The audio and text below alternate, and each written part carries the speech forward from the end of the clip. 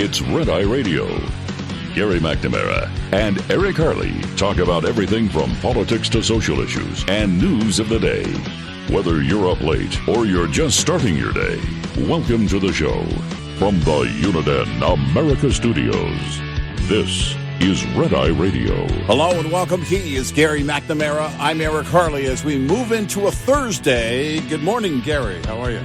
I've got my calculator out here. I'm trying to do some calculations. Yeah? Let me see. 14 trillion.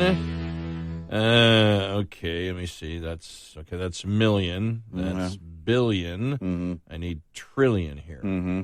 14 trillion. Let me make sure I have it right. Thousands, millions, billions, trillions. Mm-hmm. And then divide that by 40,000 or 40 million eligible reparations recipients. Uh-huh. And we have, that's 40 million. Wait a minute. Is it 40? Yeah, 40 million, right? Mm. All right, here we go. Mm. We have the, you saw that Cory Bush introduced into Congress a federal reparations plan. Mm-hmm. Okay, so it would cost $14 trillion. Now, if you divide that, there's roughly 40 million blacks in the United States, 350,000 apiece. 14 trillion. All right. Okay. Let's just add it on to the rest. We can pay for it, right? Yeah, I just wanted to see the... And it takes the pressure off of Gavin Newsom. That's probably why it was done. No, that's the first thing I thought. Take the pressure off of Newsom. Yeah. Oh, my gosh. That's great. I mean, let's prepare Newsom for this. Well. And let's get him out of the... the rainstorm that he created, and now let's move that on to a level where then he can take it. When he's ready to run for president, he can take it to Washington. This is Thursday, so we're going to call it All Over the Place Thursday, because you just mentioned Newsom, and I went, oh, okay, let's flip to that one. Mm-hmm. This is Wall Street Journal, California's new budget reality. And it says, California Governor Gavin Newsom knows which way the political winds are blowing, and suddenly he's discovered spending restraint. Yeah. You don't have you don't have to prolificate to be progressive, he said, after unveiling a slightly slimmed-down budget last Friday. Necessity is the mother of invention of Mr. Newsom's newly discovered fiscal invention. The state is now forecasting a $31.5 billion deficit, up $9 billion from his January plan, and a reversal from last year's $97.5 billion plus. Even this is the sentence. This is the important sentence. Even he blames California's heavily progressive income tax structure, which makes the state vulnerable to sharp revenue swings. The state's top marginal tax rate of 13.3% hits households making more than $1 million, and the top 0.5% of taxpayers pay more than 40% of state income tax revenue. Capital gains revenue has fallen with the stock market and tech startup valuations. Income tax withholding is running about 5% lower from last year, no doubt owing in part to the layoffs.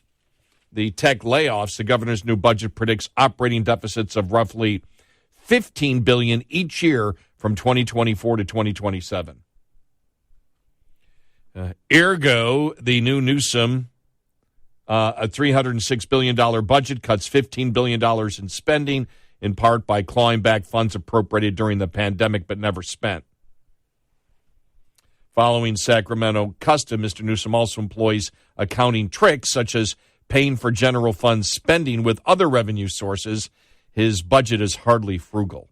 But Mr. Newsom is resisting, at least for now, the legislature's reflexive impulse to raise taxes and raid the state's resources to spend more on climate, social welfare, and raises for government workers. State Senate Democrats want to impose a new progressive corporate income tax and suspend a net operating loss deduction, which lets businesses carry forward losses to future years. They're just doing everything to kill business they possibly can. Mm-hmm. You know, doesn't that remind you of when Cuomo became governor of New York? Mm-hmm. Remember, he wanted to get rid of the millionaire's tax? Mm-hmm. And I think he said something like, yeah, I'm a progressive, but you can't be progressive. You can't afford to be liberal on this. Right. And when you tax the rich so much, as California does, and then what they want to do is tax them more, is what they actually want to do, and more corporate taxes, which, again, are stealth taxes passed down to the individual, which, again, for the, 10,000th maybe time of me being a talk radio host for now 34 years, never had any Democrat attempt to answer this question. Why are you so easily BS to believe that corporate taxes punish the companies and aren't a stealth tax that hurt the poor and the middle class the most? You know it does. Democrats will admit it when it starts hurting business, or when it starts hurting business, and then they say, yeah, well, of course they pass it on. They pass it on. You know how gasoline prices work. You know, every single time there is an increase, gasoline prices go up.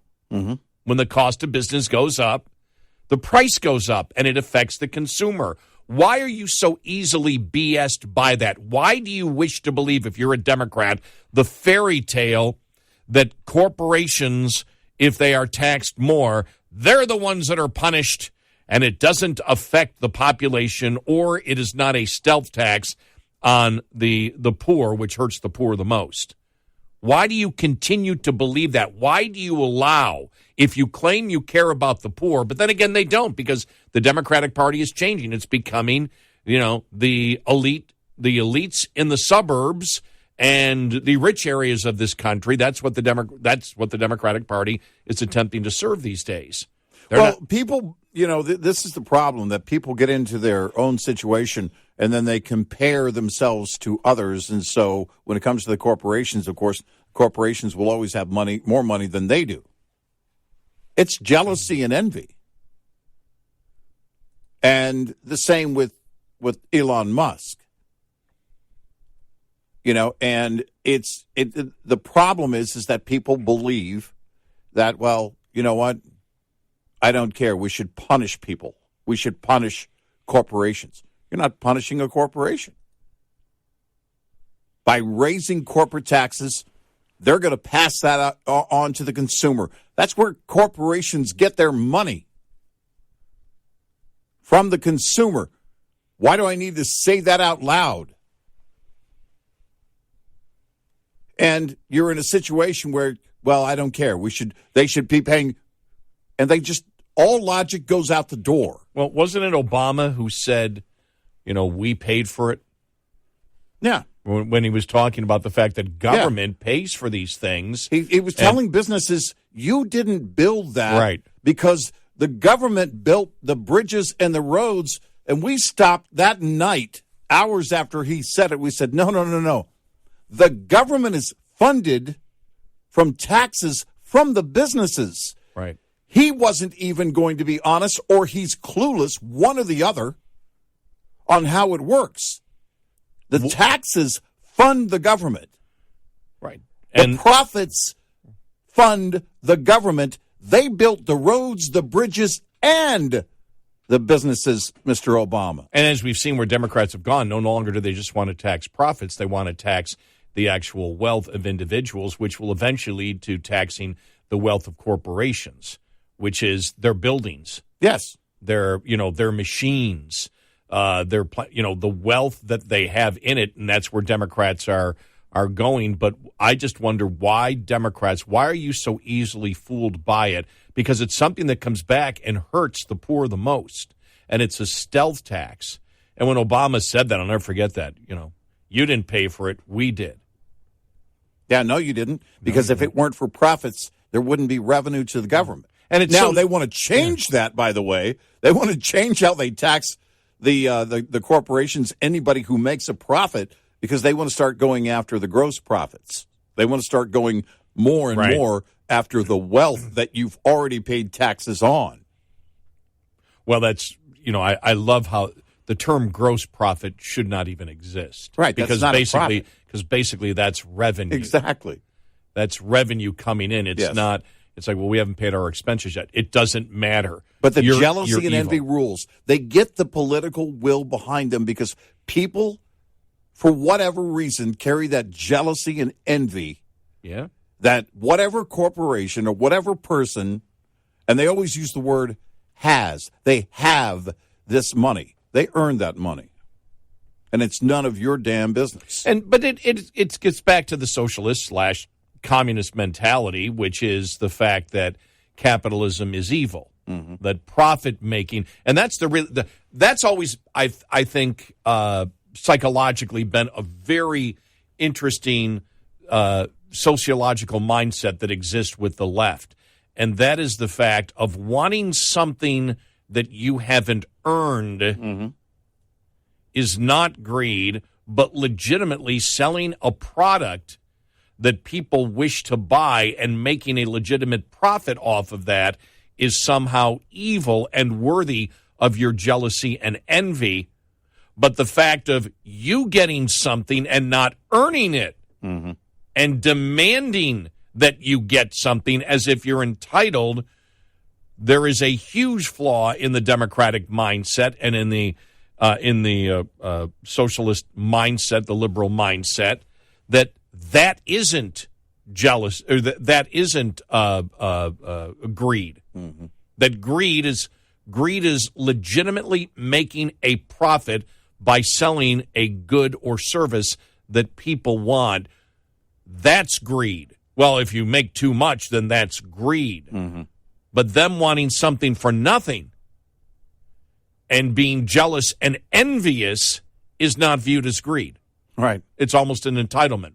Well, we deserve it. And what they do is they, again, the logic becomes because the companies and the billionaires are taking that money away from us. Right. Like there's a finite amount of wealth. Well, I mean, that there's one pile of dollars that exists, and there's no such thing as an expansion of wealth. This is how clueless people are about how it actually works.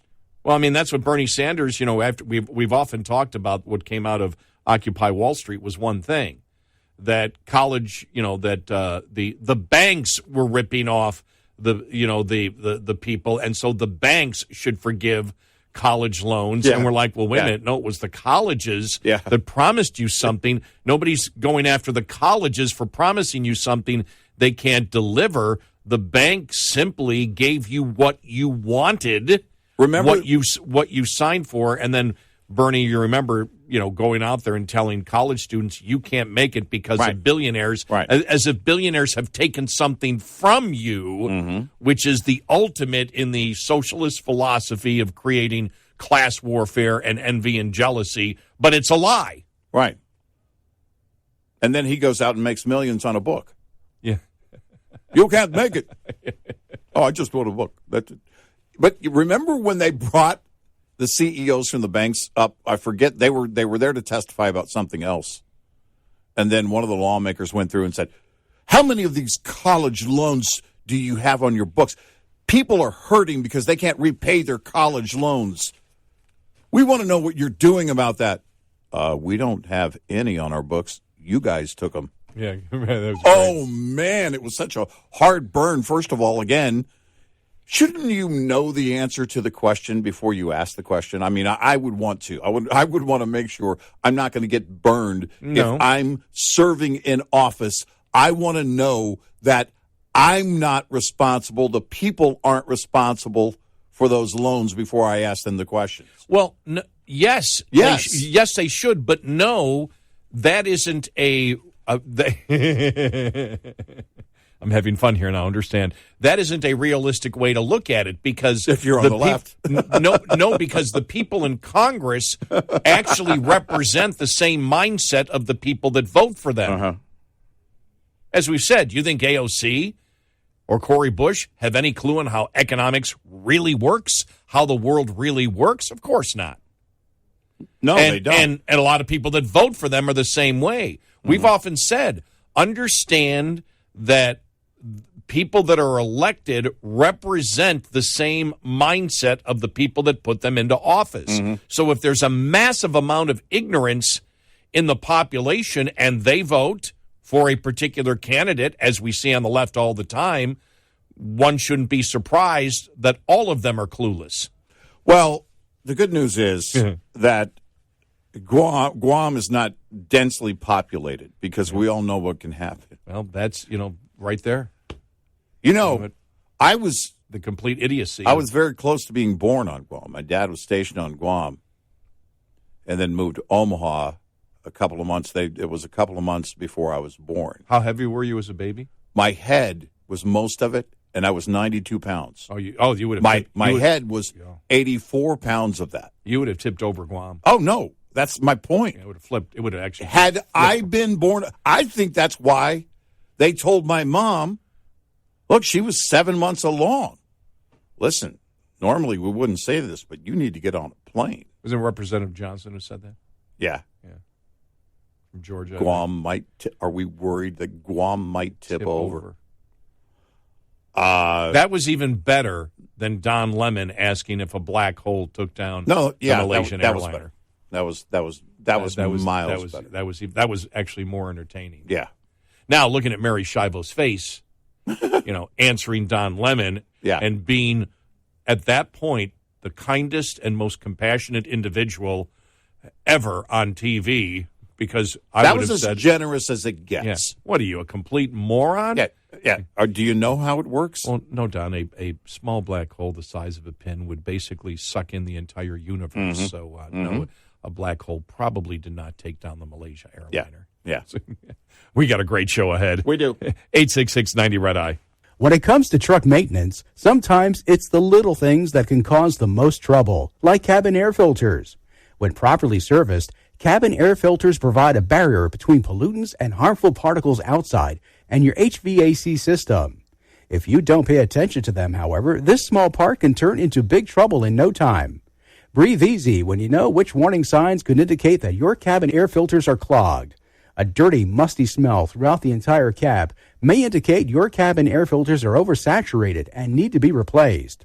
Check the condition of your filters if you smell an unusual odor coming from your ventilation system. This report is brought to you by Shell Rotella. Shell Rotella, with advanced synthetic technology, is designed to help keep your rig running with more mileage and less maintenance. Get in touch with Red Eye Radio, toll free at 866-90-RED-EYE.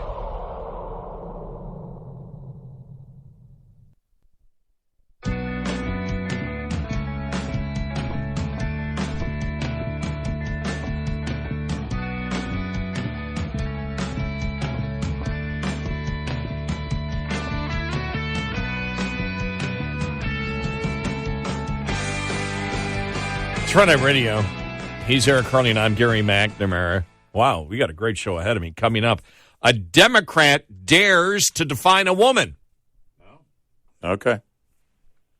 Now, the definition you may disagree with, but a Democrat they tried. Has defined a woman. All right.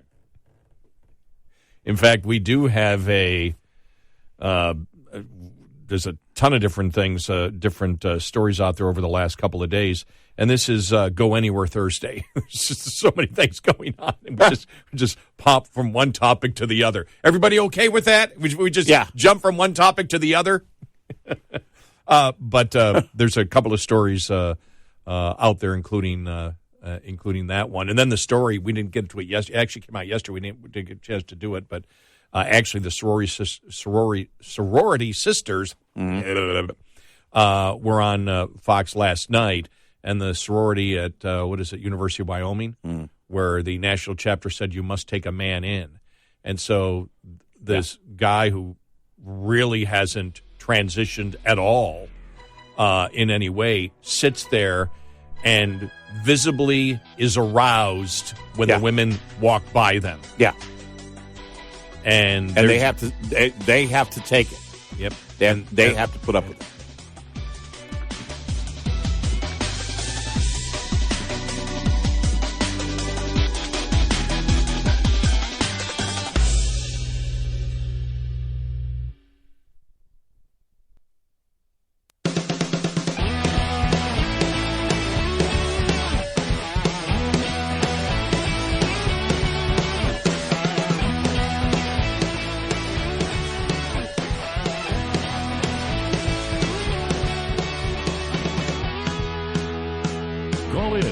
get a word in edgewise.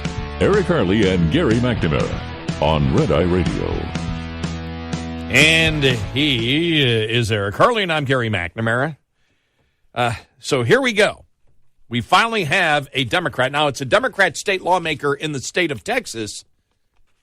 I don't know if this has become national news yet, but a Democratic state lawmaker in Texas answered the question.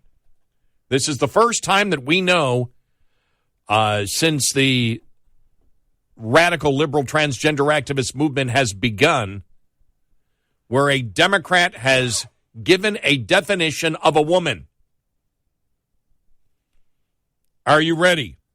All right.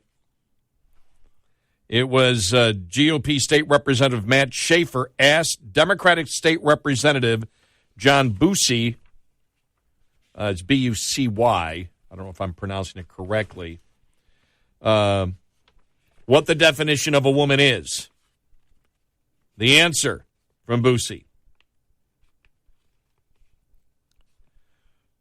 When a woman tells me they're a woman, I know they're a woman, Bucy said, noting that he trusts them to provide him with the answer. When he pressed the issue, he asked Bucy if he could define a woman.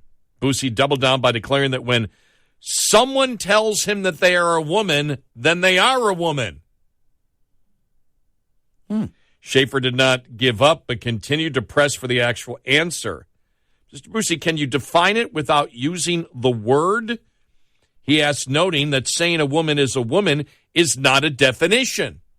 I'm asking you to define the term without using the word. He responded saying he trusts Schaefer and others on the floor to tell him their gender or to not tell him, as it is not his business.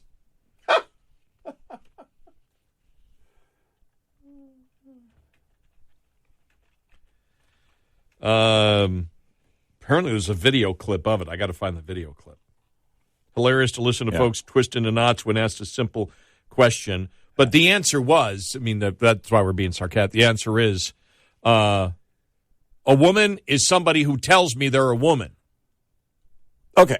Basically, that's what his answer was, which, again, isn't really an answer because you're asking, what is a woman? Right. What is it? So I guess he just believes everything people tell him.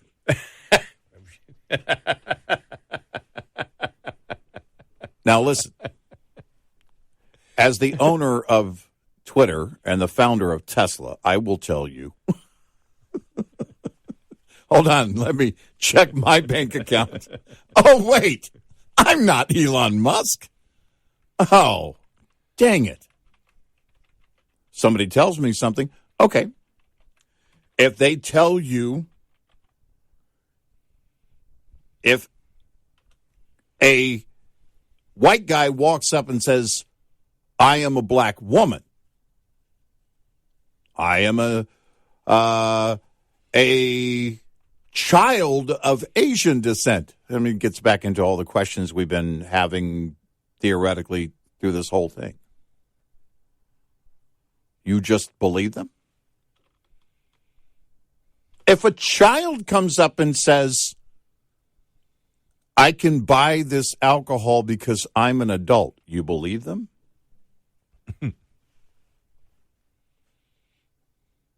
I just really wonder what Democratic voters think about that answer.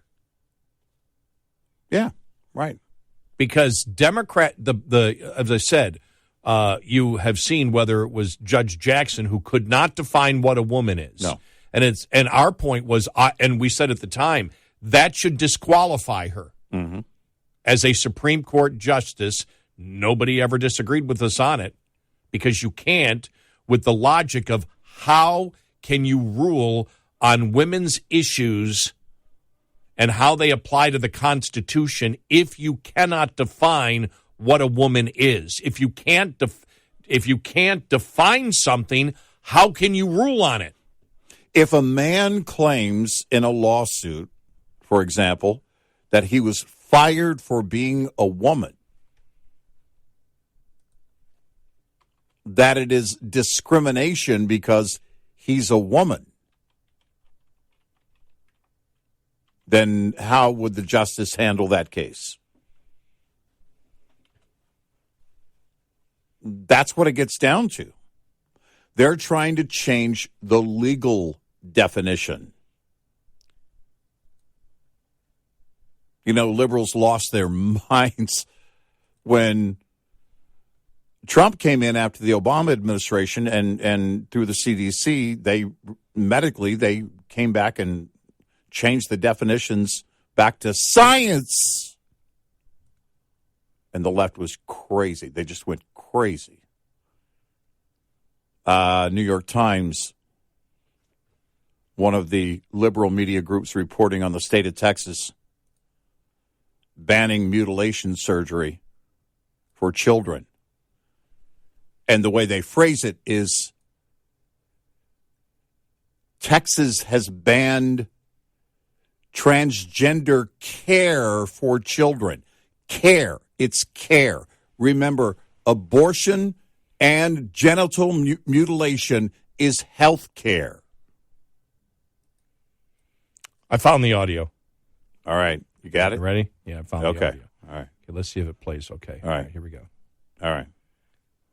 Allow for the what you say is a trans woman to compete against the women, correct? Yes. Well, Okay. I don't now because we banned it. Okay. What is a woman? I'm sorry, what is your question? What is a woman? What part of this bill are you referring to with this question? I'm asking you to answer the definitive nature of your statement. You've asserted from the front mic multiple when a woman times. tells me they're a woman, I know they're a woman because I trust them to give me that answer. So can you define a woman?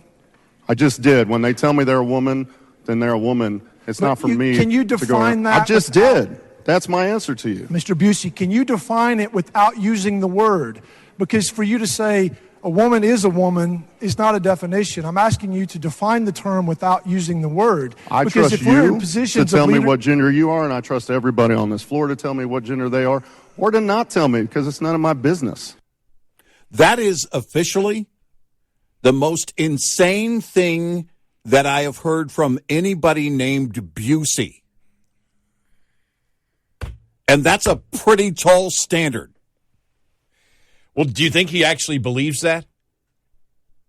No. Or is he lying? He's lying. He's lying because that's the narrative the Democrats have. If they say it, it's true. Yeah. Okay, then all of the protected classes are gone. Yeah. Because if anyone can become a member of a protected class simply by saying so, then there are no protected classes because everyone belongs in a protected class or any protected class, and that can change tomorrow. If I say so, you've got to believe it. Well, I mean, this is part of the, and I wish that Republicans would explain this better because this is a discussion I have with people constantly, you know, outside of being, I mean, I know I do it on the air, but, you know, when people say, I say, well, the Democrats are insane. What are you talking about? I said, well, think about this. If they can't define a woman and they refuse to define a woman, then how can you judge on anything dealing with women? You know, and I'll bring up Judge Jackson saying, and they can't answer the question. They don't know. They sit there, well, you know, it's, I go, you know, it's what? What is it, you know, because I'll get there. Well, you know, what does that mean? Yeah, you know. Right. If they believe that, and you take that and you extrapolate it out to every other issue, if they cannot define what a woman is, and they believe, and they're promoting, I don't know if they believe it, but they're promoting the fact that a man gets to define what a woman is, and they believe that a biological man can be a biological woman. Because Busey there was talking about at the very beginning that he believes men should compete against women in sports. Mm-hmm. Then every other issue that they bring up that is also just as insane, and we bring up energy, for example. We've always used this. When they'll sit there and say, okay, yeah, we can run the entire grid on solar and wind. Oh, by the way, we got a story coming up on that. The warning's coming out now. Yeah, right. For this summer because we're insane. Yeah. But it really starts out, I think, the radical liberal transgender activist movement that the mainstream of the Democratic Party has endorsed is the first indicator, and then you can go to other topics, the first indicator that they are delusional.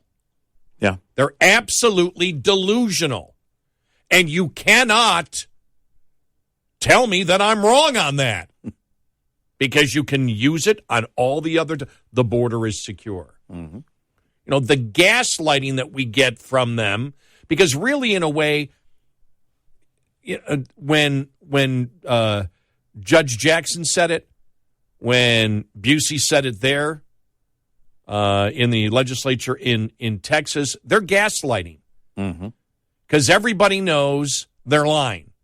Yeah. Everyone knows that every adult person knows and can define what a woman is versus a man, and it's based on chromosomes. Yeah. And we all know that. I almost expected Busey to say, because you have to believe the woman. Which related to something totally different, but why not co-opt it for this? Well, I mean, this is it. Because I trust her. That's gaslighting to the nth degree. Yeah. How dare you not trust her? Well, her's not a he, and I don't trust him. Did you see where I trust science? I think it was the Daily Caller that came out with the list of all the conservative outlets that are, in stories using the pronouns to define. They may have a story where they disagree with it, but then they will call a man a she. Mm-hmm. Yeah. And we have always stated, whatever your designated name is, for example, Caitlyn Jenner, I'll call Caitlyn Jenner because people understand who you're talking about at that time. Mm-hmm. I'm not going to call Caitlyn Jenner a woman. Mm-hmm. I'm not going to say she.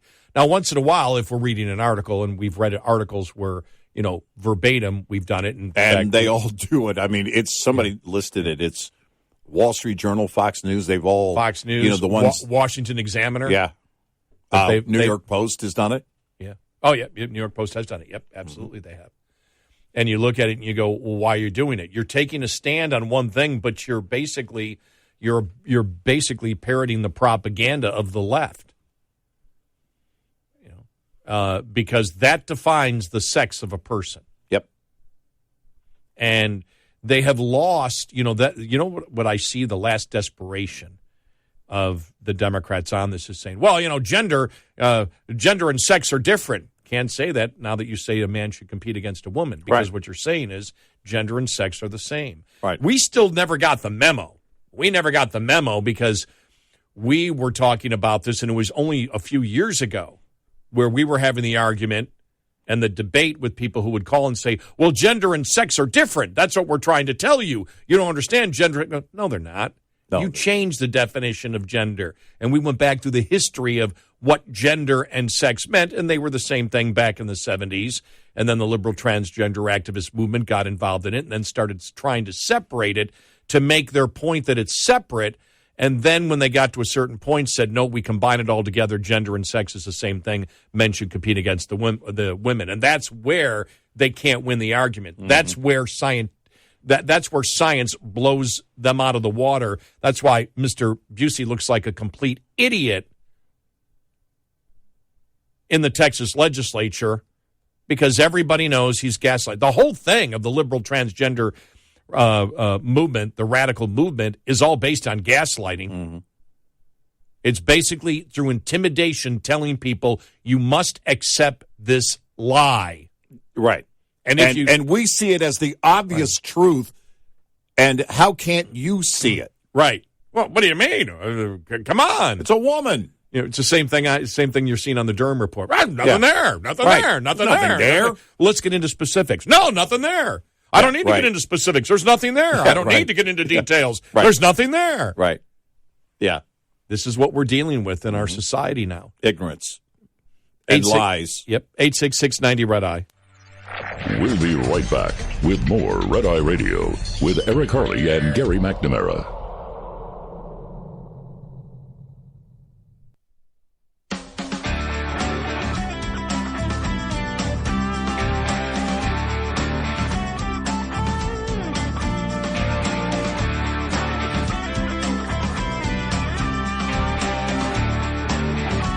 Red Eye Radio. He's Eric Carley. I'm Gary McNamara. Eric, we just took a glance at the Babylon Bee, and I just saw this headline. Pete Buttigieg takes parental leave again after adopting a highway.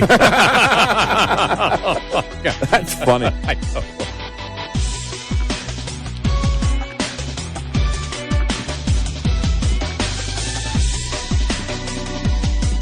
Top of the Hour News is brought to you by House Products.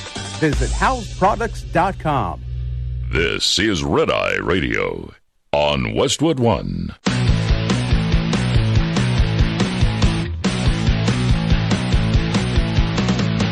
Now, it's Red Eye Radio.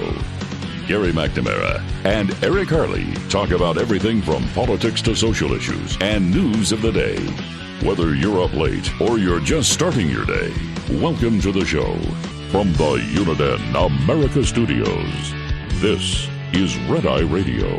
All across America and around the planet, we are Red Eye Radio. We, Eric over there. Hello. Harley. McNamara, Gary over here. Yeah. Good morning. I was taking a look during the break at the new paid leave thing in Washington State. I'm sure you saw that. Mm-hmm. And the funding for it. You know how it's funded? It's a premium that the employee pays, not the employer. So kind of like your Social Security and Medicare, it's 0.58% of your gross wages, 0.58%. And then you have to have a number of qualifying hours, you know. You have to work so many hours and to be able to qualify for it.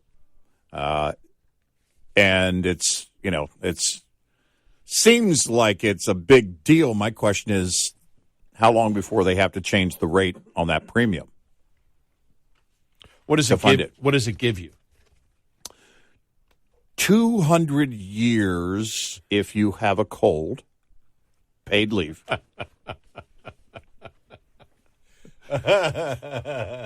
It might be 100 years. Let's see here. All right. Dun, dun, dun, dun, dun. If you have a serious health condition that prevents you from working, I think it is up to 12 weeks a year. I gotta get the details here. I was looking for the funding mechanism because I thought, okay. And, you know, you go to the state website, the Washington State government website, and it has things like, employers, here's how you can help. Well, basically, it's comply because you have to collect that 0.58% from every employee and then pass it along to the state. I mean, that's basically how they can help, is you have to participate because you are, by law, required to starting in July. And let's see here. All right. Let's see here. Benefits. What are the benefits? Well, and the reason I asked the question is, you know, for example, at our company and companies I've worked at before, we have short-term and long-term disability. Yeah. Right. And that's what we pay a premium for that. Yes, we pay a premium for it. I just wonder, because this is something now that is, you know, in law. You and I work in a business where you just can't miss. There are certain businesses where you just cannot. There's no way. You know, now if I'm sick, I'd have to, you know, I'd be out until I came back in.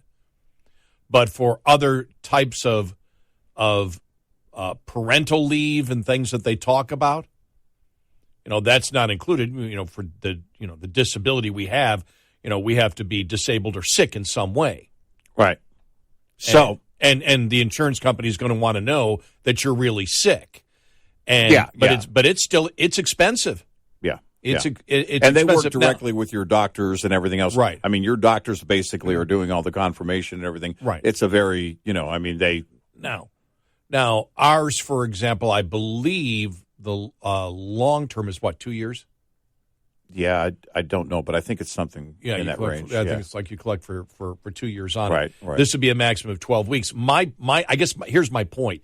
With everybody using it, have they really lowballed what it's really going to cost? That's my question. When I looked at the funding mechanism, 0.58% of your gross pay, and there's no cap like there is on the FICA tax. FICA has a cap of whatever it is, $150,000 a year, whatever it is right now, and they are not putting a cap here. So here are the benefits: medical leave if you have a serious ailment that prevents you from working, right? Mm-hmm. Major surgery during pregnancy if there's an ailment that keeps you from working, to receive treatment for a chronic health condition, receive inpatient treatment for substance abuse or mental health. The amount of paid leave you can take is determined by your medical provider. So your doctor basically says they need this much time off, and then they tell the state you have to go to the state website and apply for this, right? And it's up to 12 weeks a year. Family leave includes bonding leave and military family leave. You can take paid time off. This again is in Washington State. You can take paid time off to care for a family member with a serious health condition, or if you're bonding with a new baby or child in your family. My son will be 35 in July. Can I bond with an old baby for like 4 weeks in Lake Tahoe? Military family leave allows you to spend time with a family member who is about to be deployed overseas or is returning from overseas deployment. You may use family leave to care for spouses and domestic partners, children, biological, adopted, foster, and stepchild, parents and legal guardians or the spouse's parents, siblings, grandchildren, grandparents or spouse's grandparents, son-in-law and daughter-in-law, someone who has an expectation to rely on you for care, whether you live together or not. That's interesting. We may require documentation about your relationship and there. You must have worked 820 hours in your qualifying period. Let me about ask you this. 16 hours a week, they say, on the average. Okay. Is what that is. Well, for a year? I'm guessing yes, 16 you have to build that up for a year. Look, it sounds like that would be around the 800 hour. I just did it quickly in my head. So is this required? Does everybody have to pay into this? Or is it just you can opt in or opt out? No, I believe it is required. Okay. Yeah. It would have to be. There's no way you can cover it if it's not. Yeah. And I even look, I want to see the math on this, how they figured out the math.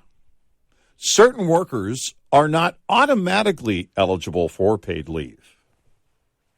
They include, and these are people that are not automatically eligible: federal employees, people employed by businesses located on tribal land, self-employed people who do not opt into the state program. That's interesting. Workers covered by a collective bargaining agreement that hasn't expired, been reopened or renegotiated since October 19th, 2017. You may not be eligible yet. Ask your employer or union representative if you are unsure if this applies to you. Again, this is in Washington State. Workers covered by their employer's approved voluntary plan. So if the employer has a plan, and I'm guessing it would have to be at least the same benefits or greater benefits through that voluntary program, and it has to be approved by the state. That employer has to get that approval by the state. So if you want to cover your workers in a different way, as long as the state says okie dokie. But what we have a disability plan is not a family leave plan. No. Right. No. Right. No. Okay. No. No. The Family Medical Leave Act, if you look at that, that is unpaid. Unpaid, right. It still is in effect, but that is unpaid. There are a lot of people that still believe that is paid that have clearly never had to take it, but it is not paid. So, now, the application, Does it pay you your full salary? I don't believe so. No. Okay. Yeah. I just wonder what you get paid for. I mean, because if you're paying in 0.5%, then the more you make, the more you pay in. Well, and I'll have to double check that. I mean, with short-term disability and long-term disability, what is it, 60%? 60%, yeah. Non-taxable. It's non-taxable, right. Is the family leave? Ooh. How much will I get? Ooh. Here we go. Okay. Here we go. How much will I get? Okay. When you take paid leave, you can receive, this is from the paidleave.wa.gov, the Washington State website. When you take paid leave, you can receive up to 90% of your weekly pay, up to a maximum of $1,427 in 2023. A week? A week, yes. Okay. Use our calculator to find out about how much your pay would be if your leave starts in 2023. How much time do I get? I think we went over most of that. Up to 12 weeks of medical leave or family leave, up to 16 weeks of combined medical. I had a question about that. Of combined medical and family leave. Up to 18 weeks of combined medical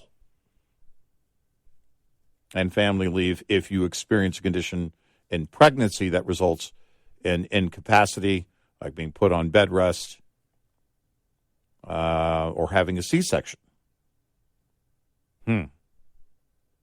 Interesting. I just wonder if the premiums are going to cover it. That's my question. That was it. That's why I had to, because I'd seen the story where the governor signed it, and Inslee, and then I thought, okay, I wonder how they're going to pay for that. Well, I had heard that it is going to be employer-employee based, but it's really employee based. They're taxing you for it.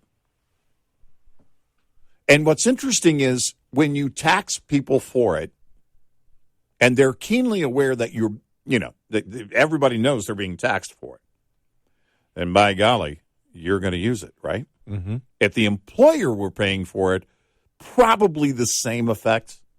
Hey, my employer's paying for it. I don't care. I'm going to use it. But at 0.58% of the gross salary, of your gross salary, is it going to cover everyone on the average? And that's my question, because, everybody's going to take advantage of this. Now, if it's medical, your doctor has to say, okay, they need 2 weeks. They need 4 weeks. But, if you're pregnant and, like my daughter back in 2006 was pregnant with twins during a very hot Texas summer. And so it was bed rest for her a lot. Now, if you're ordered to bed rest and that does happen and you're pregnant, or if you have any condition where the doctor says they need to be out, up to 12 weeks, then that's going to be paid. 90% of salary, your weekly. That's really interesting. And it's also every year. So my question would be, you take 12 weeks in the third quarter of this year, which pretty much is the third quarter of this year. Okay, so if you make $100,000 a year, it would be $580 a year you'd have to pay. You're telling me that's going to cover it. Again, because if you can take it every year, well, if you make up to a maximum of $1,400, it'd be interesting to see. But if you're making $1,000, that's gone in 1 month. What you've actually paid in, right? Well, and there will be adjustments to the benefits, right? There will be people saying, "Well, look, we need this added, we need that added, we need more time approved for this situation or condition." And inevitably, the cost of medical care is going to go up. I mean, that's just a fact. And so, when you look at then the cost of an employer not having that employee, as you mentioned, especially with even though they're not paying for it, even though with the worker shortage that we have today, I was thinking about that also. Yeah, they're going to be short that person or maybe a couple of people. I mean, if it's two members of one family. So, yeah, it'll be interesting to watch, but I suspect the premiums will go up. 866-90-RED-EYE. Surviving and thriving as an owner-operator has just as much to do with managing costs as it does with generating revenue. Understanding basic principles of operating costs can save you thousands of dollars a year. Costs are not the same each month. If 9,600 miles are driven one month and 10,000 miles the next, two different sets of costs apply for each month. For example, if your tractor payment is $1,850 per month and you drive 9,600 miles in the month, your tractor payment is costing you 19.3 cents per mile. Drive 10,000 miles, though, and that same payment will cost you 18.5 cents per mile. This is one of your major fixed costs while paying off a truck loan. The difference in this example is only a fraction of a cent, which may seem like small change, but it ultimately amounts to $960 more annually on the bottom line. Because though fixed costs do not go down over time, you can reduce your cost per mile with more paid miles. Owner-Operator Business 101 is provided by Shell Rotella. Shell Rotella, with advanced synthetic technology, is designed to help keep your rig running with more mileage and less maintenance. Coming up, more with Gary McNamara and Eric Harley. It's Red Eye Radio.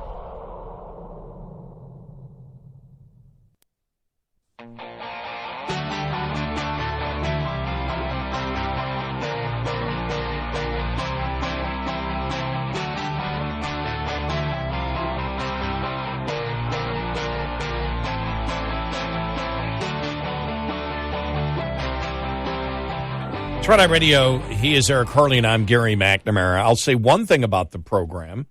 They're not just throwing it into the general budget. They're saying, this paid family leave, you got to pay for as a worker. Nothing is free. Right. And we'll see whether it can actually cover the costs of that's what I always have major doubts that whenever, government comes up, because I think it's been proven over and over again, it's the same thing with health care, that when Colorado, when California, when Vermont have tried to, do the health care on a state basis, well, people have to pay for it right now. Right. And no, in order to pass health care, what they want is to tax future generations for what we want today. Now, I don't mean we when we say we, but for what they want today, they want to tax future generations, which is why Democrats are absolutely passionate about the fact that you have to have nationalized health care, because you have to go into, you have to be doing debt servicing in order to not tick everybody off. You can't pay for it all.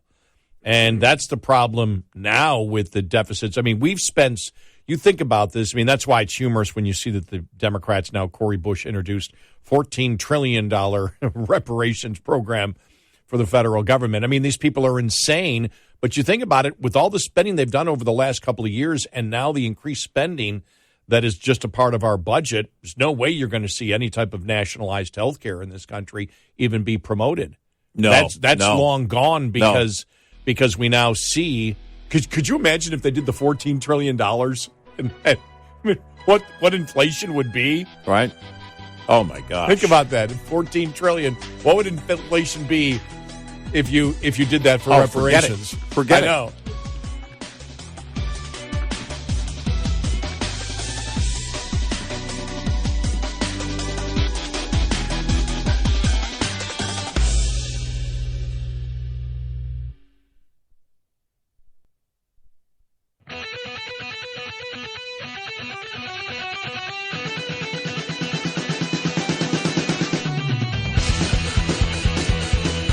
You're listening to Red Eye Radio from the Uniden America Studios. And he's Eric Harley, and I'm Gary McNamara. When I think about this family leave plan in Washington State, where you have to pay 0.58% of your gross pay every week in order to collect a maximum of $1,400 a week. So I'm sure there's going to be a big sliding scale there as to what people collect. But, you made the point, and I agree with it, that once people are paying into it, are they more likely wanting to take every single bit of the family leave that they possibly can? Is there a much greater incentive to do so? And, of course, the answer would be yes. Yeah, there is, which makes us pay the premium. Right. Yeah. Which makes us wonder, is this just partially going to pay for it? Because I would love to see the math on this based on what they're charging for premium. And it reminds me of a story. When I was a machinist, I worked at this one plant, and we were International Association of Machinists and Aerospace Workers, and we had a pretty decent contract, and there was a pretty good disability plan. But even back then, this goes back to 1890? Steam-powered plant, right? Before electricity? No, You worked by lantern? No. Whale blubber? No, when windmills was actually new technology. Was actually new technology. Exactly. This would have been 1979. Hydropower. Yeah, you mean the water mill outside? Yeah. This has been 1979 or 1980, and it was and we had a pretty good contract, and so we had disability, and I think there was like stress for you could take time off for stress. Oh, okay, yeah. And this one guy just burned the system constantly. Oh, yeah. He was out constantly. He would take, and it would always happen around May of right around now. The stress would just be getting to him, and since he had got a doctor's approval once on it, it got approved every year. He would take off every summer. I mean, and then he'd sit there and go, Everybody knew that he was conning the system. Yeah. Everybody did. Now, he wasn't paying directly into it, but there are people that will do that. Many people won't. I mean, I'm to me, being off of work isn't a good thing unless I have to be off of work for something, because it's not just about what I get and what I earn or what I'm paid. It's everything's a learning experience. Everything. There isn't any job that I've worked in my life that didn't prepare me for what I do today. Right. Every single thing I've done in my life. And I've always known that. And my dad pounded that into me. By the way, just say a quick prayer for my dad. He was admitted to the hospital last night. Yeah. He's okay. He had an EKG. Everything was great. His blood pressure was just a little low. He'd probably kill me if he knew I was talking about this. But just say a prayer for John. Say a prayer for him. I got the notice a little while ago from my sister that the EKG basically is fine. There's no big problem. Okay. There, he just had some low blood pressure. He fell yesterday and cut himself a little bit. And he's 97. So yeah. and I talked to him. I mean, I talked to my, just so people know, because it's something I get mail about all the time, and people ask me, "You still talk to your dad every day?" Every single day since my mom died. Yeah. 3 years ago. So every single day, I talked to him for probably an hour and 15 minutes yesterday, and it apparently he fell just a little bit afterwards, and then my two sisters and my brother and my brother-in-law, discussed it and said, "Okay, what's your blood pressure? Go to the hospital." But he's doing all right. But my father always taught me that you work because every single day that you work, you're learning something new.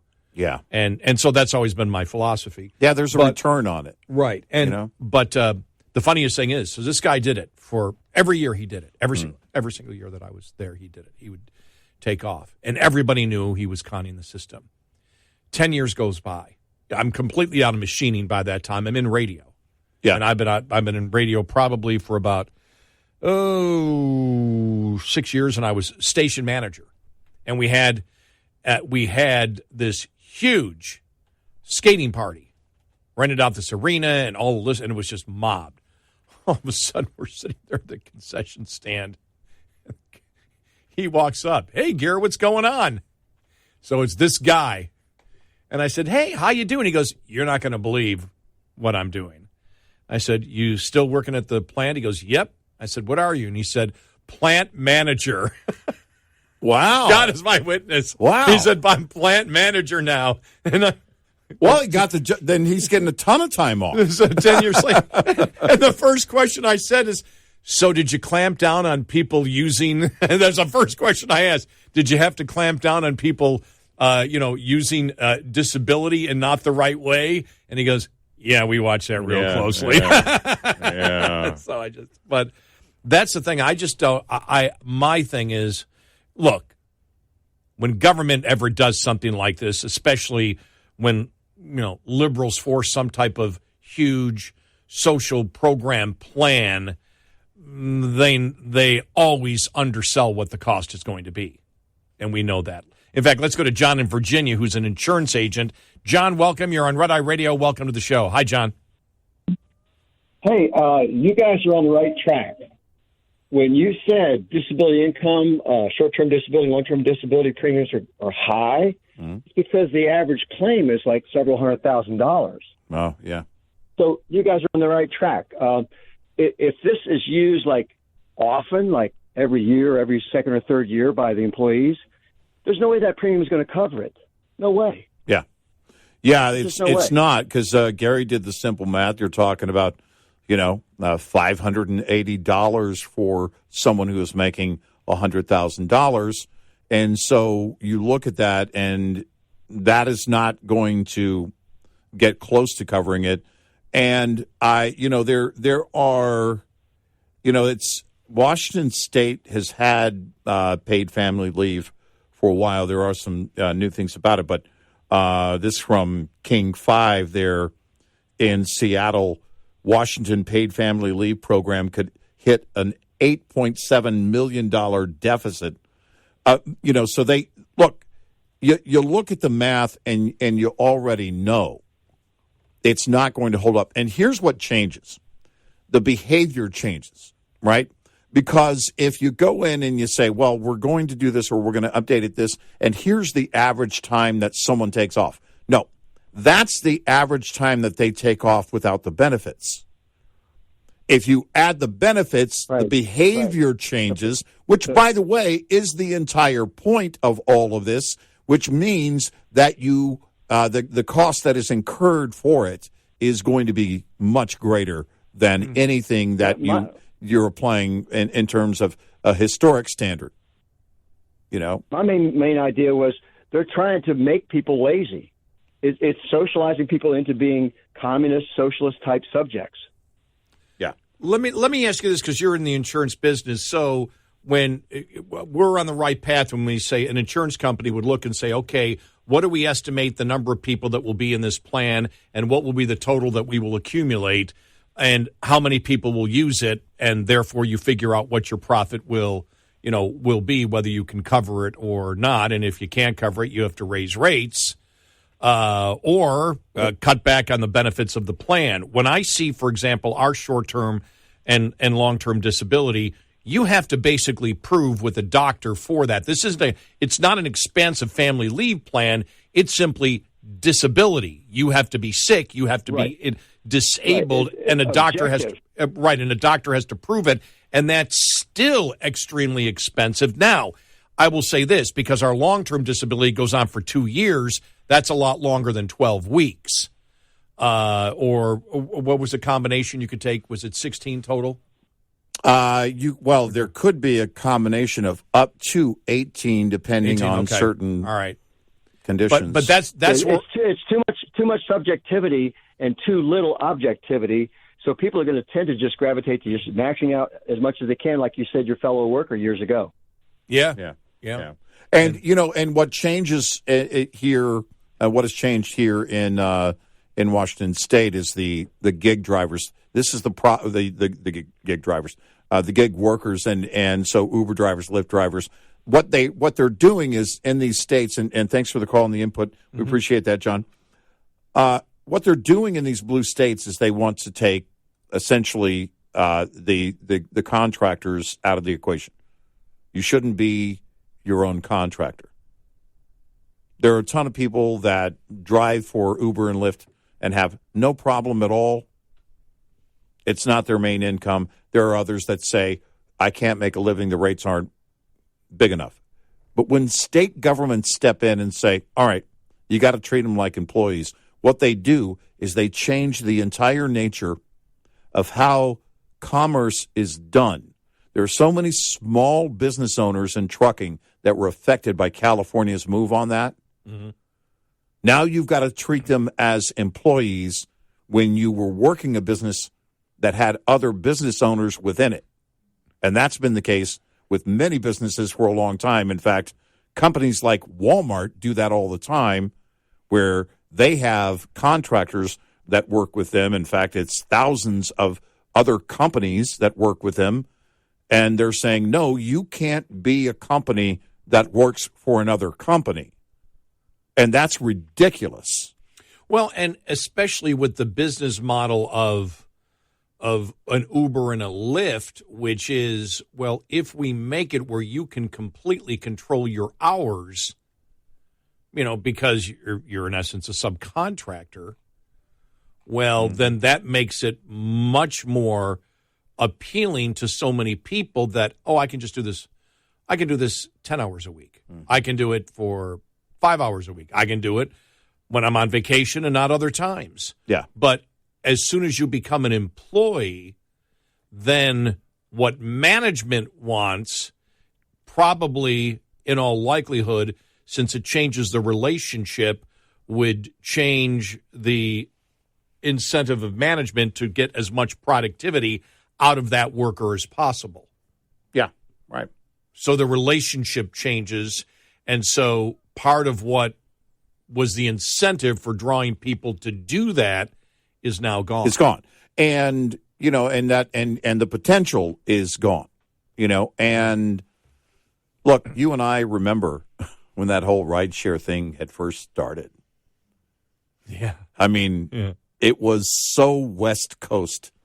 Liberals love this idea. And it started, the way they were talking about it is, oh, no, this, it's a ride share, right? This is why they call it ride share. For those that don't know, there may be some people that don't realize why it's called ride share.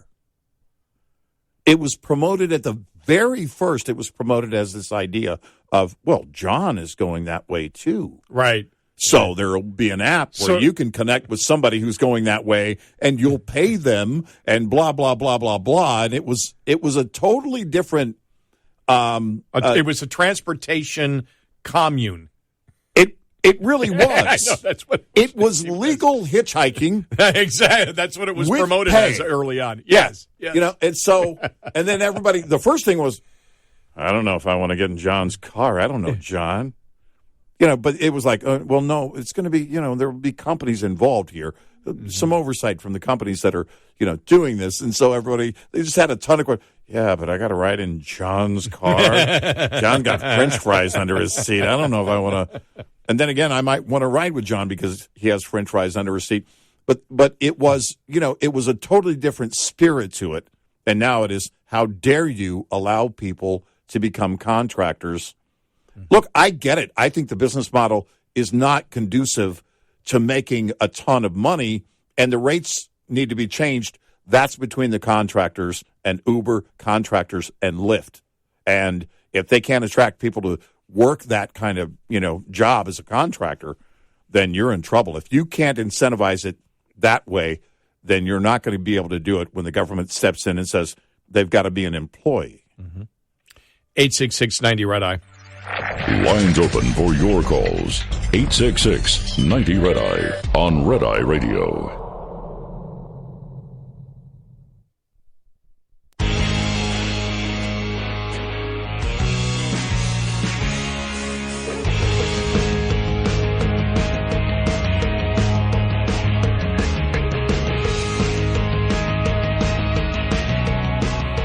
It's Red Eye Radio.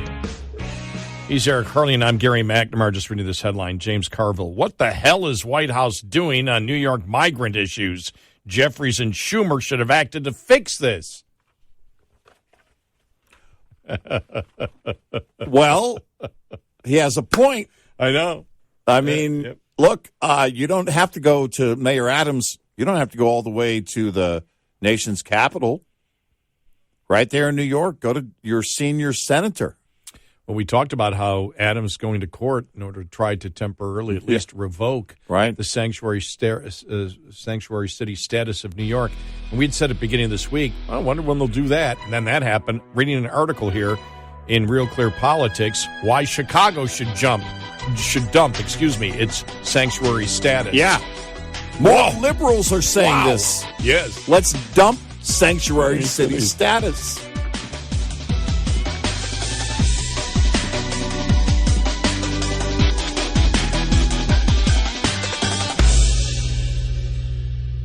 This is Red Eye Radio on Westwood One.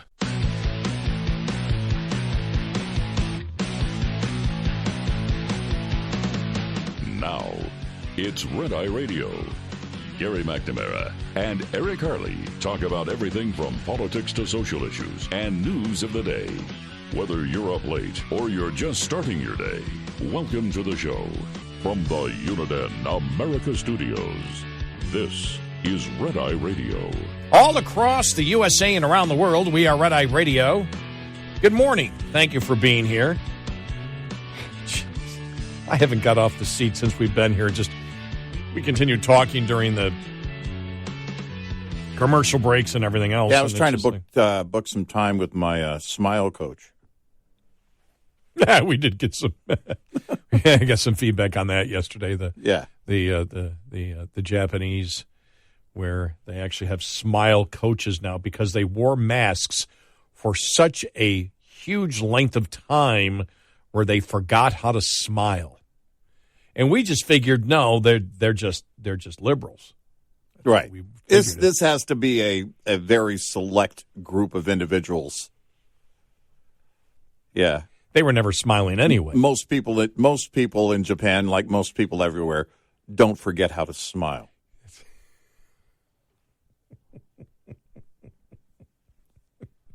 Now, you may not have a reason to smile in whatever situation you might be in. You might think, oh, okay. By the way, that brought up something. We've asked this question before, but I have to ask it again. Just going through the news of the day yesterday, and this relates to the whole smile thing.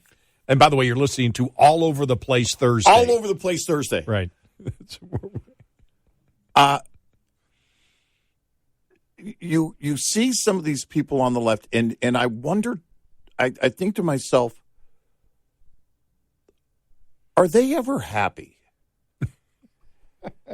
Not in the sense, are they ever satisfied, with, whatever agenda item or whatever they might be on as we follow them. I mean, that's when we see them. My question is, do they ever smile naturally?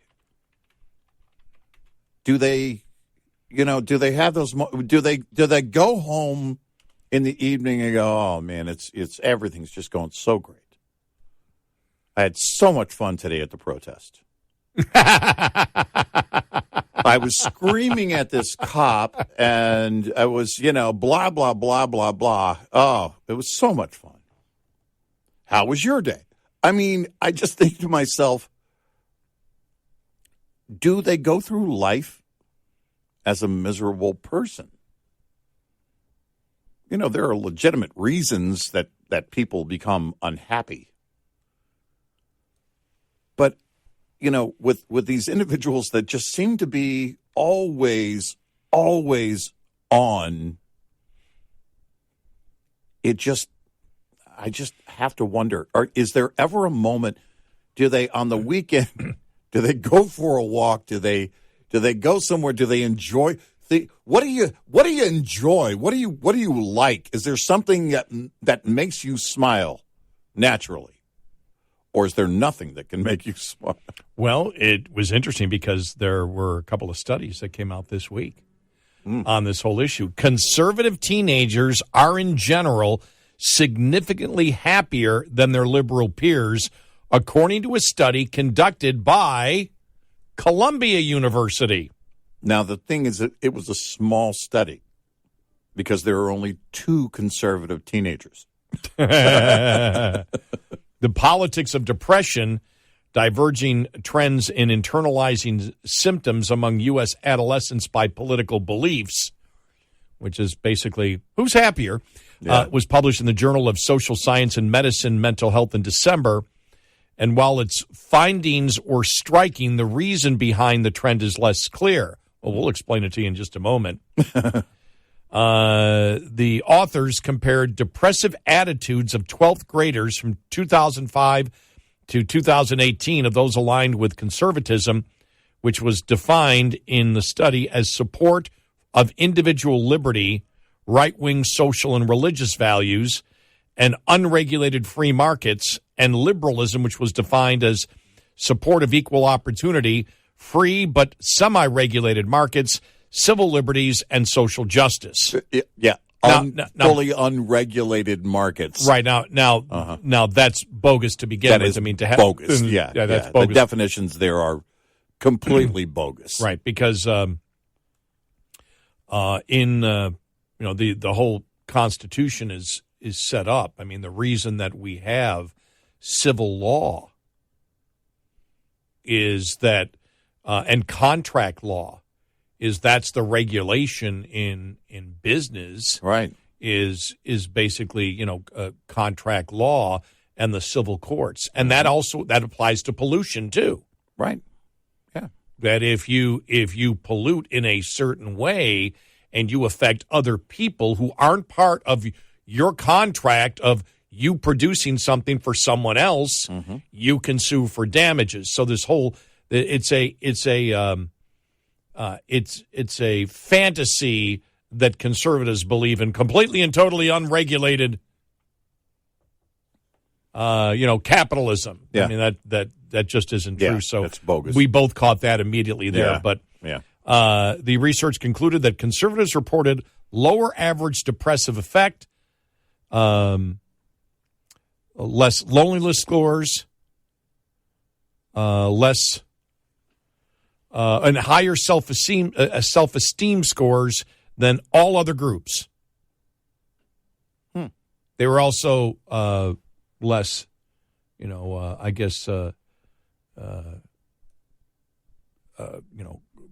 depressed at themselves. Right. Yeah. Between 2011 and 2018, female liberals had a steep increase in depressive effect, which is very similar to their male liberal counterparts between 2005 and 2011. But in 2013, they started to fall behind the girls. Between 2005 and 2018, conservative males and females didn't compare to the levels of their liberal counterparts. During that time, conservative males had a slightly higher depressive effect than their female conservatives. Well, that's simply because the female conservatives don't pay attention to the male conservatives, right? That's where the depression comes in. Folks, I Is that made based that on experience? You did your own little study. The only thing is, from last I checked, I'm not a teenager. During the time, conservative males had a slightly higher depressive effect than their female conservatives, who eventually took the lead in 2016. By the way, I've been married for decades, and that also is from experience. She doesn't listen to anything I say. I'm just joking. In addition, when looking at all categories surveyed, researchers found that the more educated families were, the more likely their child was to be depressed. By the way, that when they say educated, they're talking about standard schooling. They're talking about college degrees. They're not talking about intelligence, right? Or even IQ. Yeah. No, they have an arts degree. It says researchers qualified their research, stating conservative ideology may work as a psychological buffer by harmonizing an idealized worldview with the bleak external realities experienced by many. That's a load of horse that manure. Is such garbage. Such garbage. In both directions. Yep. Wow. Go to extremes much? No, here's what it comes down to. If we're talking adolescence, all of this is where. I mean, if you're getting into the colleges, if you're getting in, and of course the schools, there are other environments outside the home. No doubt. But it largely begins in the home. Not every child has the same political beliefs as their parents. It is the nature of an adolescent to defy authority.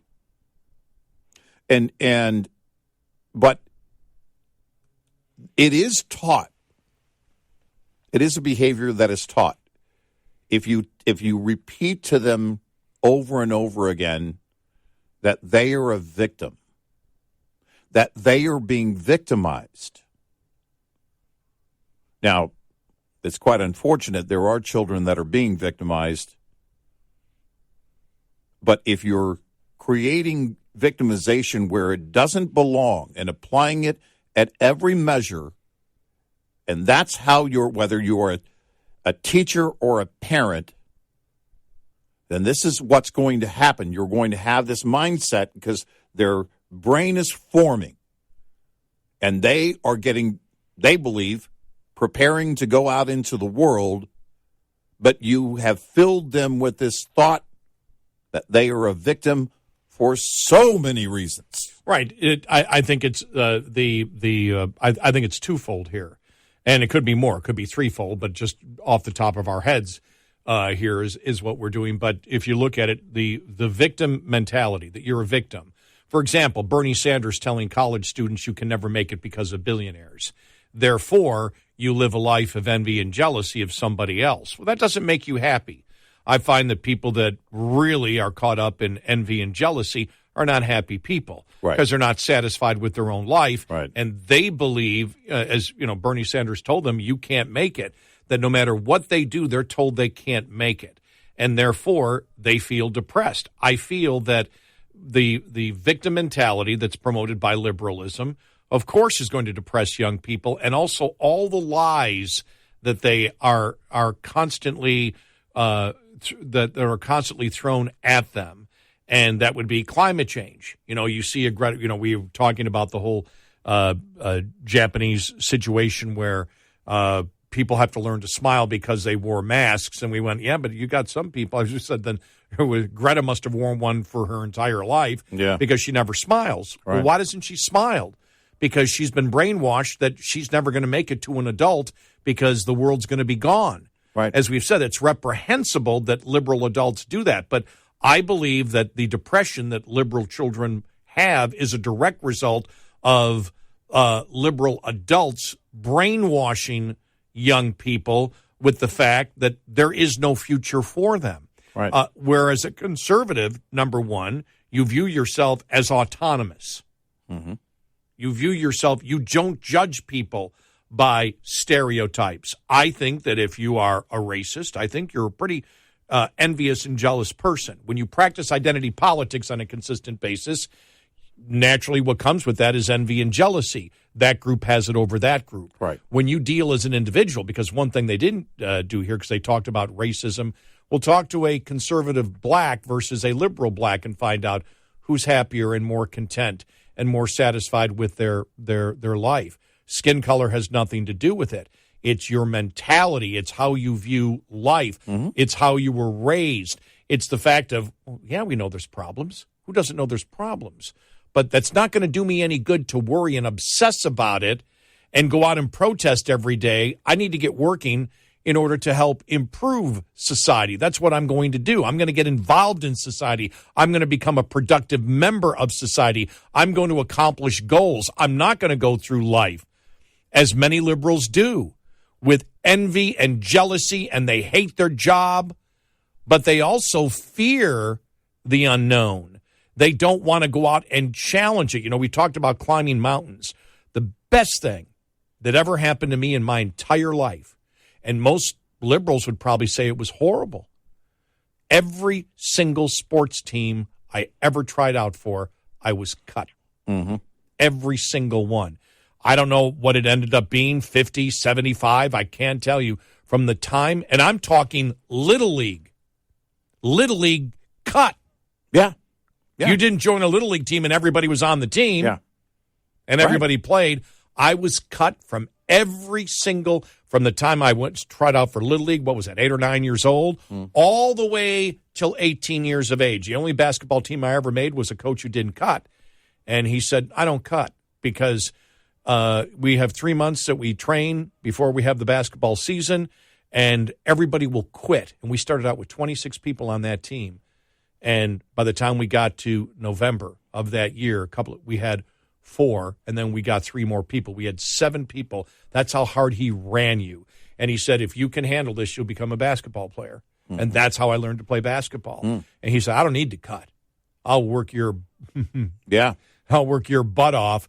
Where I mean, they were really, really tough. We were the best conditioned team that I ever saw for young people because he just and he actually ended up being a liberal Democrat, a union leader. Well, Coach Valdez, I talked about it. Memorial Elementary in Del Rio, Texas. You know, this kid Sean Hickenbottom was on the track. I tried out for football. I had no business trying out, none. And Sean was circling the other kids on the track. He was so fast. And he grew up to be Shawn Michaels, the professional wrestler. And the adult in that situation, in that moment, Coach Valdez said, look, I know you and your friends love music. What about music? And he was a musician, by the way. It still is today. But going through that and that failure so many times, you could take it one way of saying I'm a victim. Yeah, that I could have lived my life that I should be entitled. Or you sit there and say, I remember my mom used to tell me all the time. She said you'd come home, you'd be crying and everything else, and we felt terrible. And at times you did very good in the tryouts, and we thought you should make it, legitimately. And you didn't. You got cut. He goes, and then 10 minutes later, you'd be out throwing the ball again. You just never. And they said, well, maybe it's the best thing. The best thing in my life are all my failures, because that's where I learned. Now we've eliminated failure. Yep. You're a victim. You're not failing. Right. Someone is failing you. And so it got to the point where failure didn't bother me. Right. It's like, okay, it's part of life. Move on. Be optimistic. The next thing will come along. And you just never stop. You learn to be drawn toward your strengths and to improve. And at some point, you're going to be helping others. I mean, they probably came to the right conclusion here, but the completely wrong methods. Oh my gosh! And completely wrong variables the premise and variables they looked at were completely wrong to look at, which shows they're not as highly educated as they think. Right. 866-90 Red Eye. Get in touch with Red Eye Radio, toll free at 866-90 Red Eye.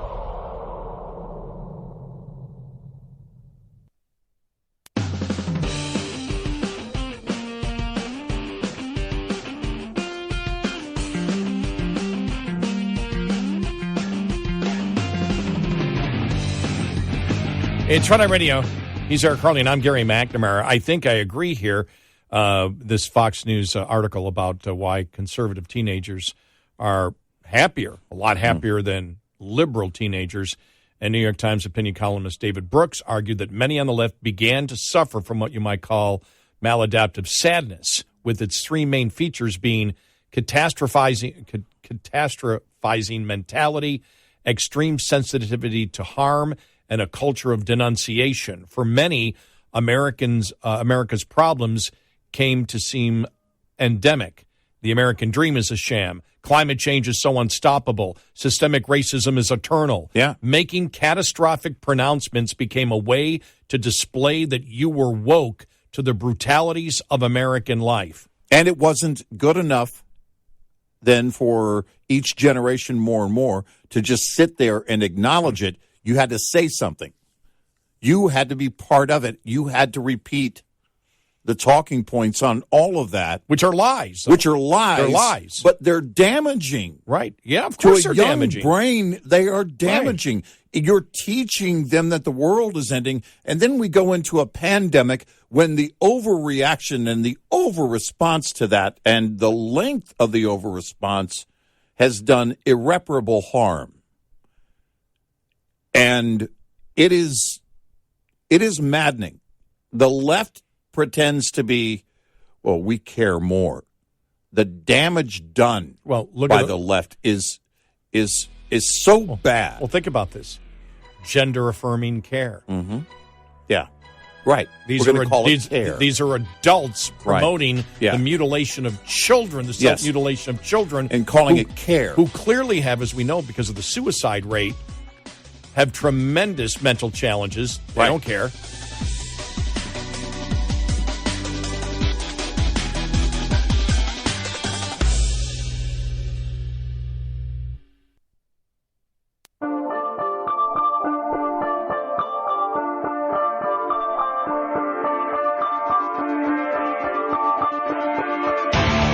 Taking politics out of politics. Gary McNamara and Eric Harley on Red Eye Radio. And he's Eric and I'm Gary. Good morning. Hello.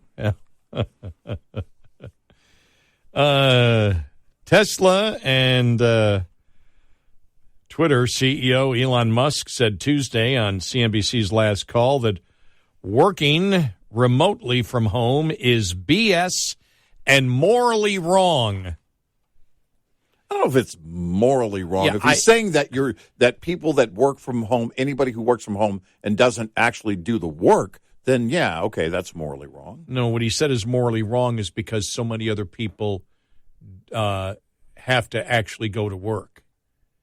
And here's because this is what he said. And I was, after I read this, I went, was he doing a doobie with Rogan again? He might be. Or David Faber at CNN. I don't know. I'm not accusing David Faber of smoking dope. So. Well, since we came to the conclusion, what was it, 3 weeks ago, that everybody's high? Yeah, we'll just leave possibilities out there. I'm not, whatever. Musk said, look, I'm a big believer that people need to be more productive when they're in person. The whole work from home thing, it's sort of like, I think it's like, there are some exceptions, but I kind of think that the whole notion of work from home is a bit like, the fake Marie Antoinette quote, let them eat cake. It's like, that made no sense to me. Yeah. It's like, really, you're going to work from home and you're going to make everyone else who made your car come work in the factory. You're going to make people who make your food that gets delivered, that they can't work from home. Yeah. The people that come fix your house, they can't work from home. Right. They can work from my home. But you can? Does that seem morally right? That's messed up. No, it's perfectly fine. Wow. It's perfectly fine. If you can be productive. But I look, one of the things early on is when COVID first started, there was a drop in productivity for the actual worker, but because of the savings of not having to go to work for the company, I mean, the savings of the company, there was actually more productivity, but it wasn't based on the increase in productivity of the worker. It was based on the savings.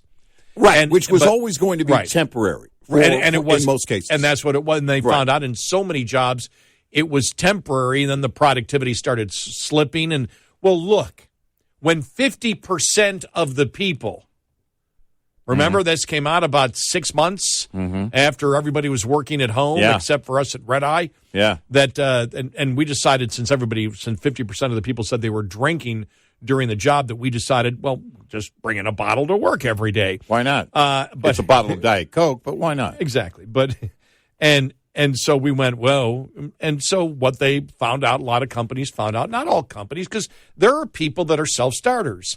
My buddy Jeff, who worked for years in sales, he last worked for Caterpillar. He only went into work like once a month, but in his job, he was a self-starter.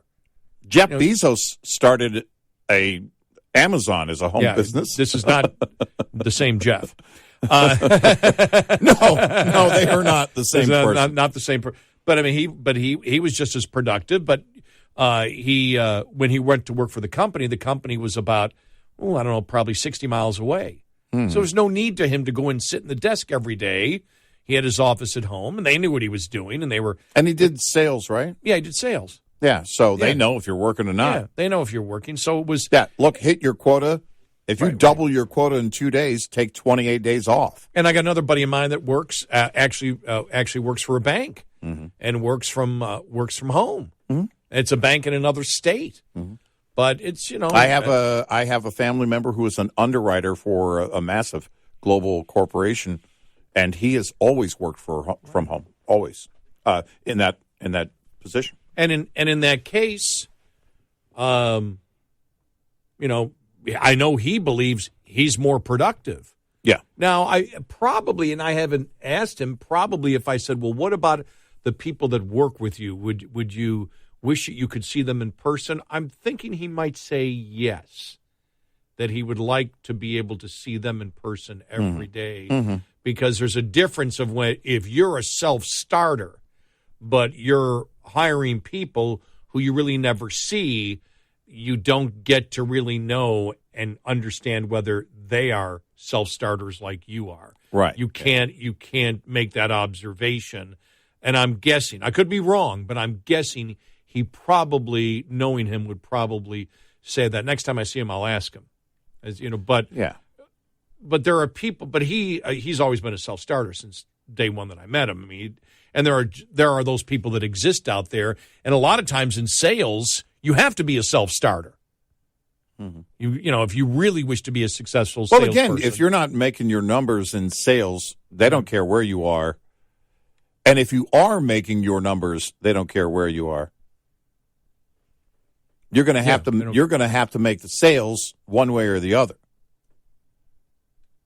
So they don't care. Build a treehouse if you need to, but get the job done. So that was sort of weird when Elon Musk said that, because it doesn't what make he any said sense. Didn't well, make it. It's, yeah. The thing is that at Twitter, when he did that and he said, okay, you got to come back to work.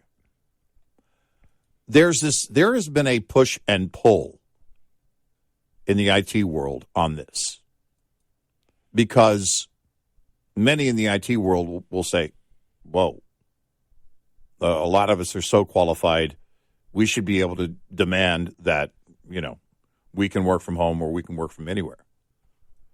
And there were employers, major companies that were saying, nope, you got to come back to the office. And then all of a sudden they hit the brakes on it and said, oh, okay, well, wait. Because if your IT department has a revolving door, all of a sudden you realize, well, what do we do to retain people?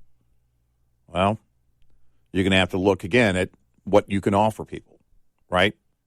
Now, that's just the back and forth, the give and take, the relationship between the employer and the employee. But at Twitter, when he did that, there was, in the media, there was a lot of, the story was there was a lot of pushback internally. If his attempt here is to justify why he did it at Twitter, it's not going to, that's no That's not a thoughtful justification. In fact, it's not a justification at all. If you want to say that, look, there are jobs you have to do, and employers that will say all day, sorry, I don't care who you are or what you do for the company, you report to the campus every day. And that's just the way it's going to work. And companies have a right to determine that. And if doing that hurts their bottom line because they can't keep the right talent on board, which is happening with some companies, then they'll have to adjust. That's just the way business is. But trying to say, well, it's not fair because you get to work from your home, and then there are people that have to go in and build cars. Well, sorry, that's like saying you get to work in a cush office while they have to go work out in a factory, in a factory, or dig ditches, or right. do road repair, or that was not well thought out by not thoughtful Elon at Musk all. at all. And we can relate to it because when COVID started, we told the company we were not, and I think we were one of the few shows in the nation, even local, local shows, local and national. Yeah. That stayed in the studio, and we just said we just don't. And for me, you drive a mile, or a mile, 2 miles, something it's like that. It's 2.2 miles. All right, where mine's almost 30. But I knew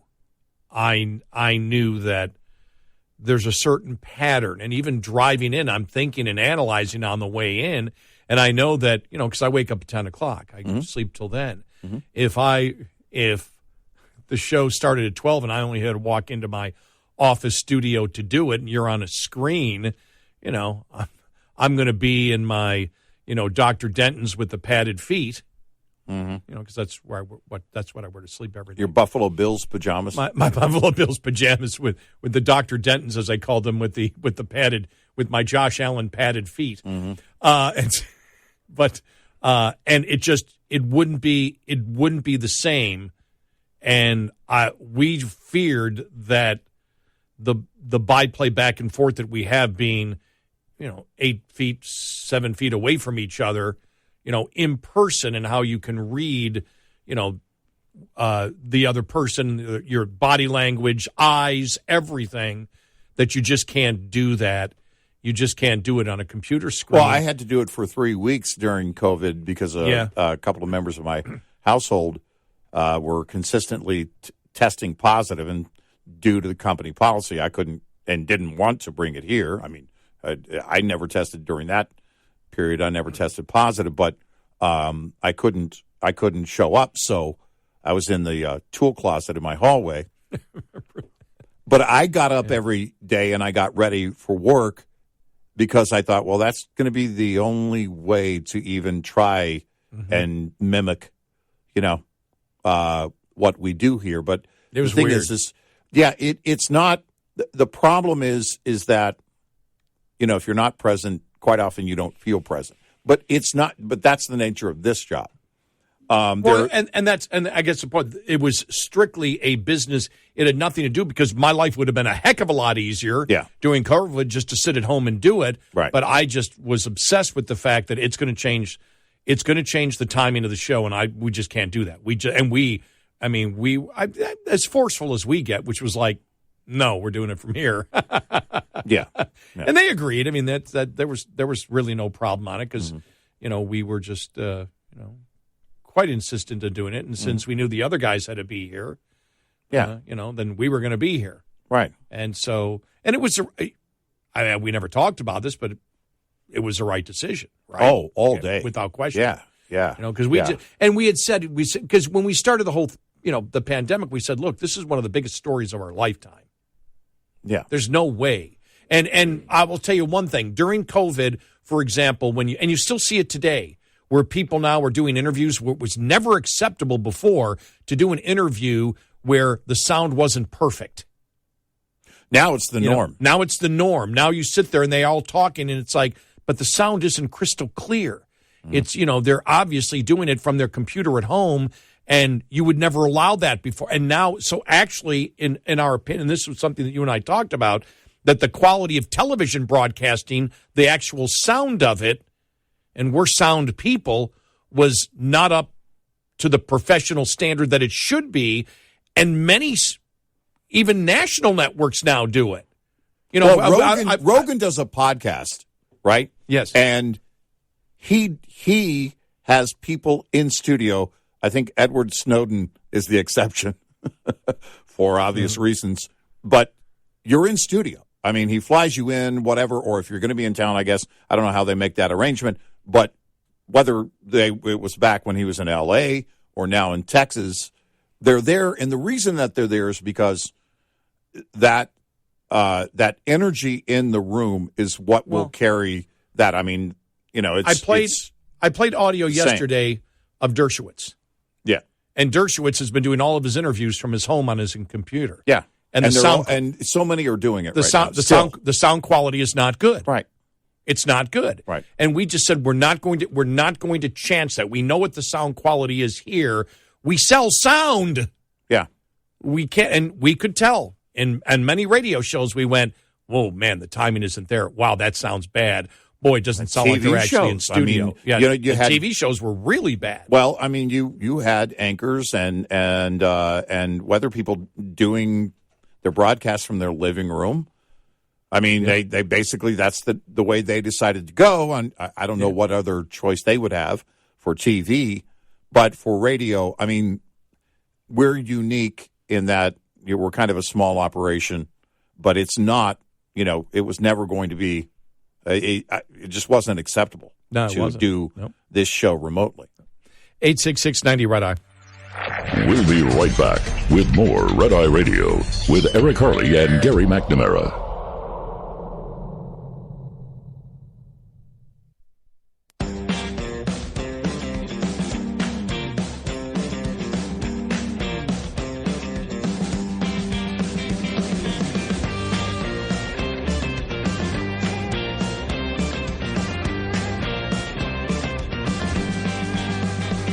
It's Red Eye Radio. He's Eric Harley, and I'm Gary McNamara. But I will say one thing about what Elon Musk said. A lot of jobs, and I say a significant number of people that don't want to go back to work are going to be forced to go back to work sooner or later. Oh, yeah. Just because of productivity issues. And I think that's happened already in many different areas. I think the biggest sector really is the IT sector. And it's only certain jobs within the IT sector. Because there are a lot of, if you look at the major IT companies or the major tech companies that built those campuses out, they built those campuses because there's so much proprietary work that's going on those campuses. You know, they don't want to hire Chelsea Clinton and have her set up her own server in her home office.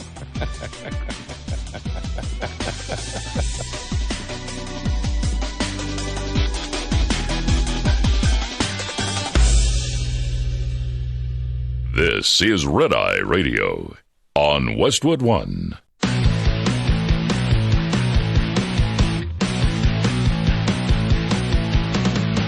Now, it's Red Eye Radio. Gary McNamara and Eric Harley talk about everything from politics to social issues and news of the day. Whether you're up late or you're just starting your day, welcome to the show. From the Uniden America Studios, this is Red Eye Radio. And I'm Gary McNamara. He's Eric Harley, 866-90-RED-EYE. Download our Red Eye Radio app today. Listen when and where you want if you can't listen live overnight. Well, calling it all over the place Thursday. There's just so many different issues this week. And this one just sort of caught me off guard. This shows you just how fast this year is moving. Because I saw this, I go, what are they talking about? Reading here and just going through the Wall Street Journal saying, oh, there's a ton of Supreme Court cases coming down in the next couple of weeks, including student debt relief. Huh? What? Oh, it's almost June. That's what I went, oh, my gosh, it's June. Because I'm thinking, well, didn't they just hear that? They heard it in February, but the court heard arguments in February over two cases challenging President Biden's plan to forgive up to $20,000 in student loan debt. Biden administration argues it has authority to forgive debt under the HEROES Act, a 9/11-era statute that allowed the federal government to provide student debt relief to soldiers. Justice Department lawyers say the law gives the Department of Education broad power to forgive student loans in response to emergencies such as the coronavirus pandemic. A group of Republican-led states argue that the executive branch has exceeded its lawful authority, trampling on the separation of powers laid down in the Constitution. The cases could have significant, even beyond the Biden administration's $400 billion forgiveness plan, giving the Supreme Court is skeptical of federal regulatory authority. I believe they're going to come out and say that that the executive branch went too far. Just with the Supreme Court, I mean, if you want to look at the West Virginia coal case, if you want to look at the eviction moratorium, everything else. Am I wrong anywhere? Does this not fall in the same ballpark as all of those? No, I would say that maybe even more so, or maybe in a more obvious way, because of how the funding is allotted and the authority of, again, the executive authority versus congressional authority on this. I mean, I don't believe you can. If you're not a partisan, I don't think a liberal partisan. There's no way you can look at this and say that the HEROES Act, which was specifically for 9/11, to provide student debt relief to soldiers, has anything to do with COVID. Years later, 20 years later, has got nothing to do with COVID and forgiving, in general, all student loans $20,000. Right. Or up to $20,000. Because then you could any administration could take that and interpret it in any way that they wanted to. Right. I mean, if the court would allow that, then, what wouldn't that allow? I could see the court saying, all right, if Congress wants to change student loans and do forgiveness, Congress can do that. It's it's that simple. Because I started thinking, what would be an analogy? And I thought, okay, you get a certain deduction on your taxes. You get a certain deduction for, I don't know, child tax credit. And I'm trying to think what the analogy would be. I was thinking, okay, a pet tax credit afterwards. But hey, since because still a child cost, and a pet costs, and therefore you should get. And by the way, that has actually been brought up before. Oh, well, okay. We could say this. What about that college student who's now outside of the age limit of tax code when we talk about the child tax credit, and they're living at home? Yeah. Okay. All right. Right? No. Okay. Yes. Right. Yeah. They're 24, or maybe they're 44, and they're living at home. That would be a better analogy than my dog analogy. I was doing that on the fly. Actually, when I think back of it, that was a pretty flawed legal argument on my part. Well, the emotional effect on that could get you some political support. Everybody loves their pet, but all right. And so, since we're talking the left not abiding by law, then I could make an emotional argument. Yeah, right. Which an emotional argument would be just as good as a legal argument. Sure. If I'm on the left. Yeah. Why not? All right. So I made a pretty darn good case if I was on the left. Solid case if you're on the left. No, but I like yours though. Yeah. That the child tax credit. Well, yeah, we're going to extend it to 25. Yeah, or we're going to extend it to 30 as long as you're living at home. Because of the pandemic. My 30-year-old child has moved home. Right, exactly. Yeah, you couldn't do that. Right. And I'm going to claim the child tax credit. I don't see that lasting. I just don't. No. It just shocked me because I went, well, how can it be the student debt relief? I mean, we're in, almost to June. Even the pausing of payments, I could see the court saying, look, temporary relief as such, the pausing of payments without erasing the amount owed, any of the amount owed on the principal, is within the executive branch. They can make that decision again on a temporary basis, and then they could have the back and forth as to how long, what qualifies as temporary. But then, beyond that, it is, all right, we're talking about writing off. It's just write it off. Write it off. Yeah. In some cases, tens of thousands of debt that the student owes. And keep in mind, we talk about student loans, government student loans. We, the people, are the bank. We didn't decide that through our representatives. They would be like the board of directors in this case, and the board comes to the shareholders and whatever, and we're the shareholders, and we fund everything. And if they want to do that, they can do that. They can start that on the floor in the House and see where it goes. I had I had mentioned this because I had a golf tournament a couple of weeks ago, and I met a young woman who I know, and she knows all these. She knows all these guys. They went, they hung out together for years. Yeah. And when I got into the conversation, they were just harassing the daylights out of her because she voted for Biden. And she goes, no, but I'm a conservative. Because you can't be a conservative and vote for Biden. I'm like, oh, this is interesting. Let me see what's going on here. And it was about abortion. And I went, okay, here we. And I remember thinking, I may go to this party, and I talked about it on the air because I've had more abortion discussions since last year with pro-choice women that I've left going, they don't know where to go. But it's sort of an example here of the whole college admission things, because I went through the typical argument. She goes, well, a woman has a right to do whatever she wants with her body. I said, well, then you're for abortion all the way up to birth. Well, no, there has to be a limitation on it. Well, then it's not about a woman's body. What are you talking about? I said, well, you just said if it's about a woman's body, then you believe it's up to birth. You have to. If you say no, what should it be limited to, like 15 weeks? Yeah, well, then it's not about a woman's body. It's not about just the autonomy. It's about, in your opinion, you're saying no, at one point, the life of the child becomes more important than my body. So that excuse just went away.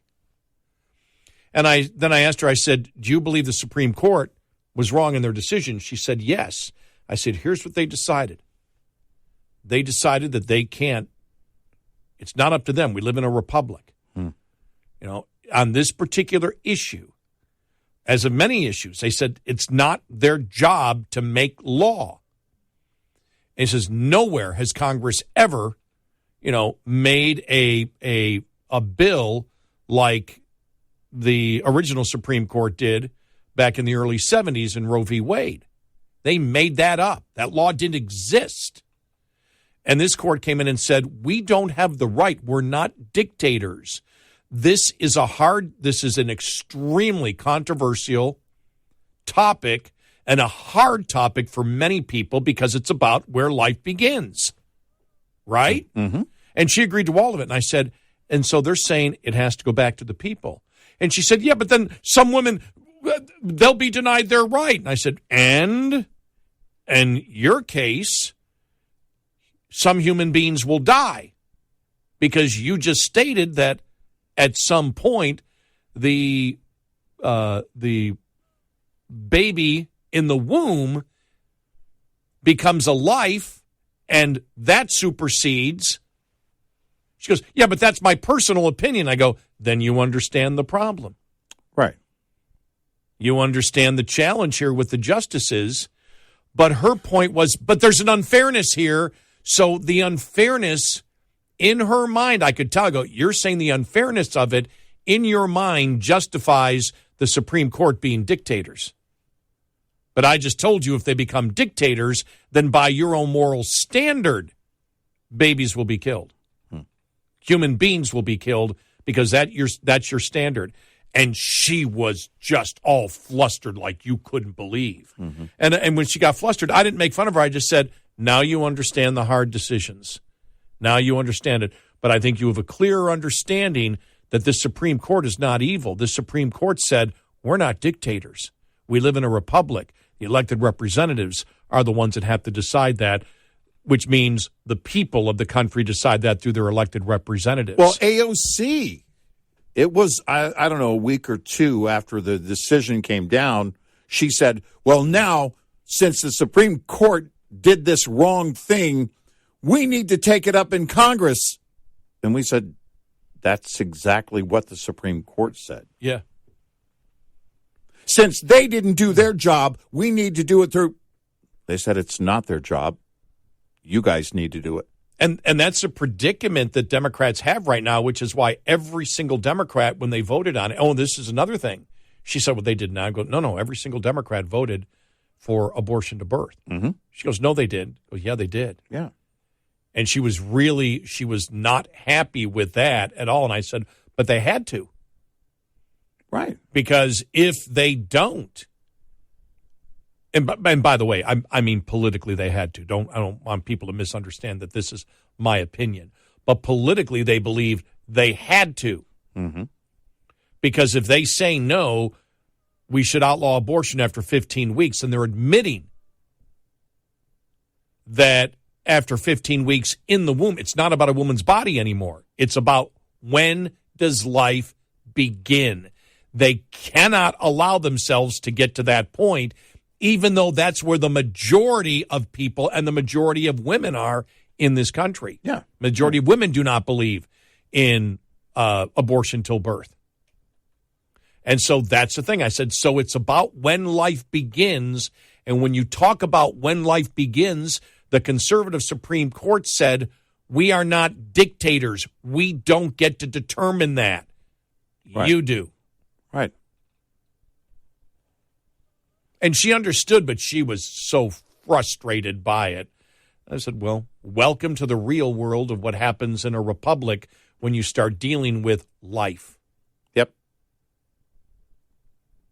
And so, but that's the same thing here. They said, the Supreme Court said, we can't be dictators. And the Supreme Court is probably going to tell the president, you're not a dictator. You don't get to, it's a whole thing. And we'll get to this in a moment here, but this relates right to the whole debt ceiling where they're talking about the 14th Amendment again. Right. Well, the president would just increase debt. He doesn't have the authority to do it, but they don't care. It's like we don't care we don't give a damn about the Constitution. We want what we want. We don't want to negotiate. We don't want to cut spending. And so we're just, and here's the point. The whole 14th Amendment talks about the fact that the debt is legit. Once the Congress passes it, that all the debt, that the Union, because this really came from the Civil War, right? That the Union, that debt is legitimate. The country cannot say, remember when Trump said we need to pay pennies on a dollar and pay off these people? No. 14th Amendment. You owe the debt. Right. The 14th Amendment prohibits that. Right. Because the debt is legit. Right. And he's taking that, well, if the debt's legit, then I can do this because the debt's legit. It's like, no. It doesn't say anywhere that you get. It simply says the debt is legit. It doesn't say that you don't have to negotiate and you don't have to, be involved in fiscal sanity. Mm-hmm. But Congress is the one who increases the debt limit. Right. You don't. Right. Because Congress does all the spending and anything to do with the debt increase, which is related to spending. So it's the same thing. He wishes to be a dictator there. And so what you have from the left is it's okay for us to reject the Constitution, reject the republic we live in, if it fits our needs. Yeah. Well, that's how all dictators dictatorships start. Right. Or one-party communist systems start. Right. Or fascist systems start. 866-90-RED-EYE. Hi, I'm Jen Loomis, a transport safety expert at J.J. Keller, and I'm here to share a tip on compliance, safety, accountability. Compliance, Safety, Accountability, or CSA, is the FMCSA Safety, Compliance, and Enforcement Program. Its goal is to hold motor carriers and drivers accountable for highway safety and to reduce crashes, injuries, and fatalities on our roads. CSA does this by assessing the safety performance of motor carriers and drivers based on data collected during roadside inspections, crash reports, and FMCSA investigations. Based on the data that is compiled, motor carriers are assigned a score. The carrier is then grouped with other carriers who have had a similar number of safety events. Carrier scores within the group are then ranked to determine intervention priority.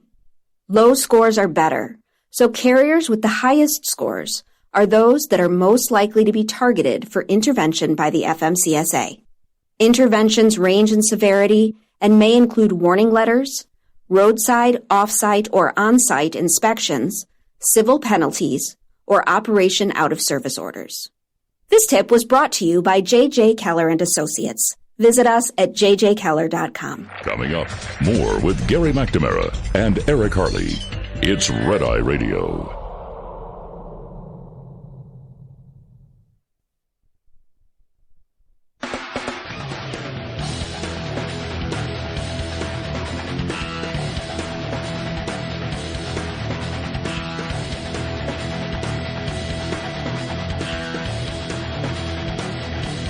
It's Red Eye Radio. He's Eric Harley, and I'm Gary McNamara. Also, affirmative action may change in America. Two different parallel cases regarding two separate universities, one public and one private. They're set to rule on whether colleges can consider race in admission decisions. A court declared in 1978 that affirmative action is lawful, and it's has since reaffirmed that holding. But they believe that may change now. And, that'll be a big thing for Democrats, but I don't think it is for the majority of the public anymore. I really don't think it is. Yeah, I don't think it's the issue that it once was. Well, I know liberals that have told me, I don't know if they'd say it publicly, but they said, honestly, and these are acquaintances, friends, that more old traditional liberals, not the insanity that we have today, but they said, I believe that affirmative action was needed for a while, but it always had to end. Mm-hmm. You can't carry it on forever. And so there's a significant number of liberals that believe that. I believe the Supreme Court will overturn affirmative action. Yeah, I think they just might. I think they just might.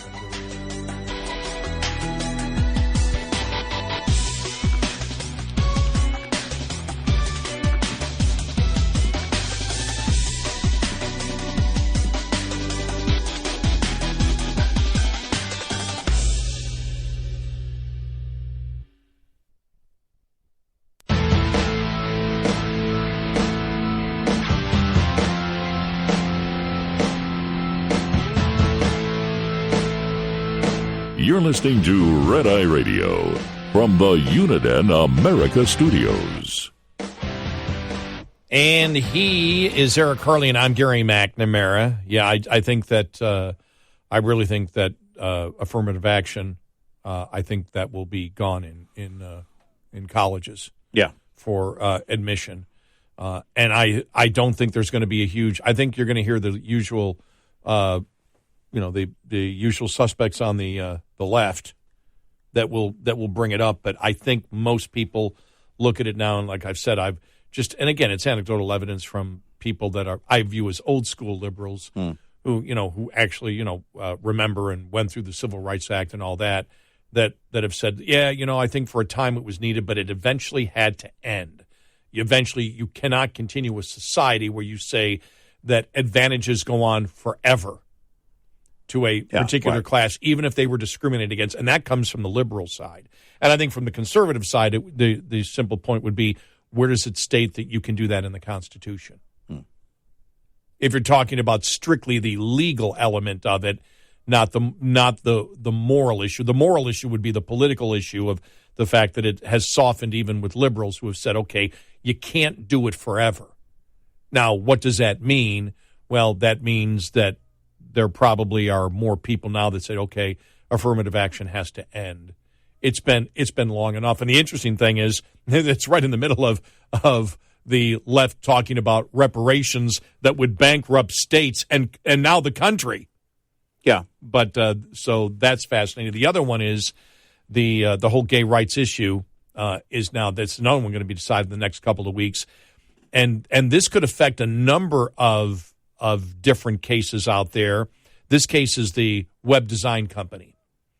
This was a suit filed in 2016 for a federal court order declaring it exempt from the state's anti-discrimination law, which requires that businesses open to the public treat customers equally without regard to sexual orientation.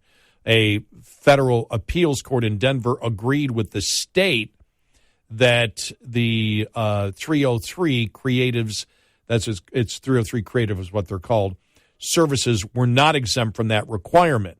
The company owner, an evangelical Christian, appealed that ruling to the Supreme Court, fearing that a gay couple could someday seek her services to help celebrate their marriage. She views her work for hire as an artistic expression of her own beliefs and considers compliance with the anti-discrimination law as akin to the state compelling her to declare support for same-sex marriage. In the arguments that happened a few months back, Gorsuch appeared to take up Ms. Smith's view that her objection to taking commissions related to the same-sex weddings was not directed at the class of people, but what those people were doing. They were the behavior. The behavior, which was the actual marriage. As Gorsuch said, there are certain heterosexual unions that your client would not speak for either. Right. For example, if you wanted a commitment ceremony that you were now officially living together, she would not do that, even if you were heterosexual. Right. It goes against her beliefs. Right. And he said there are certain heterosexual unions that your client would not speak for either, Justice Gorsuch told the attorney with the advocacy group Alliance Defending Freedom, who's representing Ms. Smith. So the question isn't who, it's what. Always, said the lawyer, adding that Ms. Smith has done work for LGBT customers seeking services unrelated to marriages. Right. You know, this goes to the whole cake thing, too. Yeah. The whole cake thing was based also on, I believe they lost their case, didn't they? Or was that, I can't remember what happened to the cake. I'll have to check that one. But that was related to, I'll bake you a cake, I won't design it. And that's where this whole, the artistic thing came in, that this is about my artistic expression. I do things at my artistic expression. I'll bake you the cake. I'll find you somebody who will design it for you, but I won't design it for you because that's my art, and my art is based on my faith. Right. And the same applies here. Yes. Yeah. Anybody can come in and ask for them to design anything. But if the behavior is something that falls outside of the belief, if their art is based in their belief, if they founded their company based on their belief system, then they have a right to say, no, I won't do that. And it has nothing to do, again, with the class of people that are asking. It's the behavior that they're asking for or engaging in. Because you're basically saying this artist must behave in this way. Right. This isn't like, let's just say it's another type of art. It's someone who sells paintings. They're not saying, hey, well, wait a minute, I need to qualify you and see which class of people before you buy this painting. Anybody can buy if anybody can buy the painting. Now, somebody comes in and says, oh, we want to commission you to do a painting of this. Well, I won't do that. Because that would be the next thing. If I'm a painter and I paint what I believe, right, and I sell what I believe, and someone comes in and says, but I want you to paint this. Right. And what's the difference between the creative services in a web design company or someone who decorates a cake versus someone who someone who paints a picture? What's the difference? Right. And that's, I think it's a very simple, if you look at it, this is where it's been distorted by, along the way by the left. Well, you must engage in this behavior with me, because we talked about when it came to the cake baker in Denver. Well, there are plenty of places you can go. I think the store owner, in fact, said we had 13 or something like that other bakeries that were willing to decorate the cake within just a few miles of our store, right here in the area. Well, no, it had to be, we need you to conform. Here's another one. You're a Christian wedding DJ, or you're a Christian DJ, and you do church events and you do Christian weddings. Right. Can you be forced to do a gay wedding? Right. And play songs, play songs that are not in, be forced to play songs that are not in your playlist that are all Christian related. Right.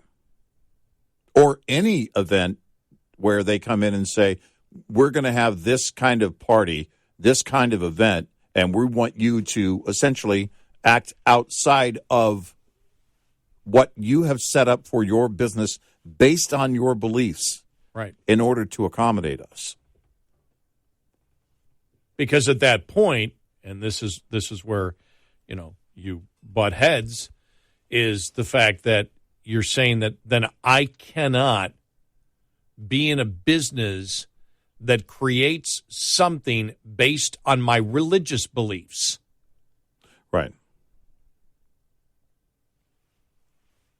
And I think the Supreme Court, it'd probably be 6-3. Could be 5-4. 6-3, 5-4. I do believe that I'd be very surprised, because I can't imagine what it would be. We've talked about, for example, the radical liberal transgender activist movement. We've seen where it has gone today. It was never, and it's never been, remember, it was first, you need to tolerate us, right? Right. You need not to discriminate us, tolerate us, not discriminate us. Then you must accept us. Right. And now it's, you must be forced to celebrate with us. That's where it's gotten to. Mm-hmm. And I think that's where the Supreme Court will say, no, they don't have to. Now, you still have to sell them the cake. Right. In that particular instance, the cake you would still have to sell, but you don't have to decorate it outside of what your creative art is at that point. And I think probably the same will be said for this web designer, who apparently has a history of, no, I've worked, on other projects with LGBT clients, but I don't do marriages. When I start doing those creative things, those are things that are based on my beliefs, and there are certain heterosexual things that I also will not do. There was a case earlier this year, another case out of Colorado where the cake baker lost their appeal. I thought that. And this was a different case, though, and it was about a gender transition case or cake. And they lost their first appeal, but, I mean, this is because the wedding cake for the gay couple when the Supreme Court issued their decision, that was a narrow, that was a narrow decision. It was not, a wider-based decision. And I guess it was only a matter of time, and we'll see if they do it in this case, where the decision is broader. But ultimately, I think it will be decided at SCOTUS, and it may be with this case, in a broad sense, that if you establish your business as such, it would be one thing if, because if the state creates a law, right, through elected representatives and the governor, and that process that says, well, you can't do this in terms of discrimination and who has access to your business. We can have a lot of legal discussions on that, but if that is in place and you're a business owner and you just open a business, then all of a sudden you just discriminate and you haven't had a track record of, and you have not shown clearly that you have established this business, and especially when it's an expression, an artistic expression, then you're likely not going to. You're probably not going to get a pass from any court on that. If you just say, well, no, I'm shutting my door to anyone who is, this or that. If you're saying I won't behave and take part in their behavior, that's very different. And I honestly believe that, the Supreme Court at some point needs to decide on that exact thing. It needs to be a broad decision on this case, on all these cases. Also, they'll be looking at liability for social media companies for content that they didn't create, that the user creates, and also online speech. What is an online threat? So those are a couple of other cases all coming down in the next couple of weeks. 866-90-RED-EYE. Lines open for your calls. 866-90-RED-EYE on Red Eye Radio.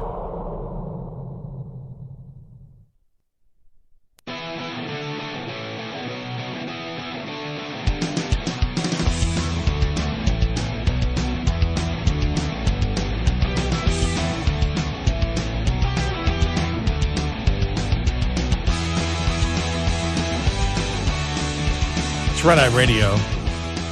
I'm Gary McNamara. He is Eric Harley. All right, coming up, we'll talk about there's Washington Post. Fresh blackout threats emerge as power grid faces a stressful summer. It's going to get worse and worse and worse and worse as we live in a delusional world of liberals who believe that you can run the entire grid on solar and wind. It's pure insanity. It threatens our energy security, our economic security, and our national security. And America has to wake up and say this crap has to stop. Sorry, they just do. But there are the warnings now out again this summer for greater chances of blackouts. And each and every year it's going to get greater and greater and greater and greater till we stop living in the delusional fantasy that we can run everything on solar and wind. It's just nuts. Yeah, well, and now we've got El Nino, apparently, who's moved in for the summer, at least, maybe even through the winter. I don't even know what it means. But if you read the liberal media pieces on it, I think they're saying now the world is going to end by next summer. Oh, really? Yeah, which gives the Democrats a little bit of breathing room. They don't have to worry about so many things. Does that mean we're not going to have election coverage? Guess so. I'm still going to prepare for it, okay. But do we really need to?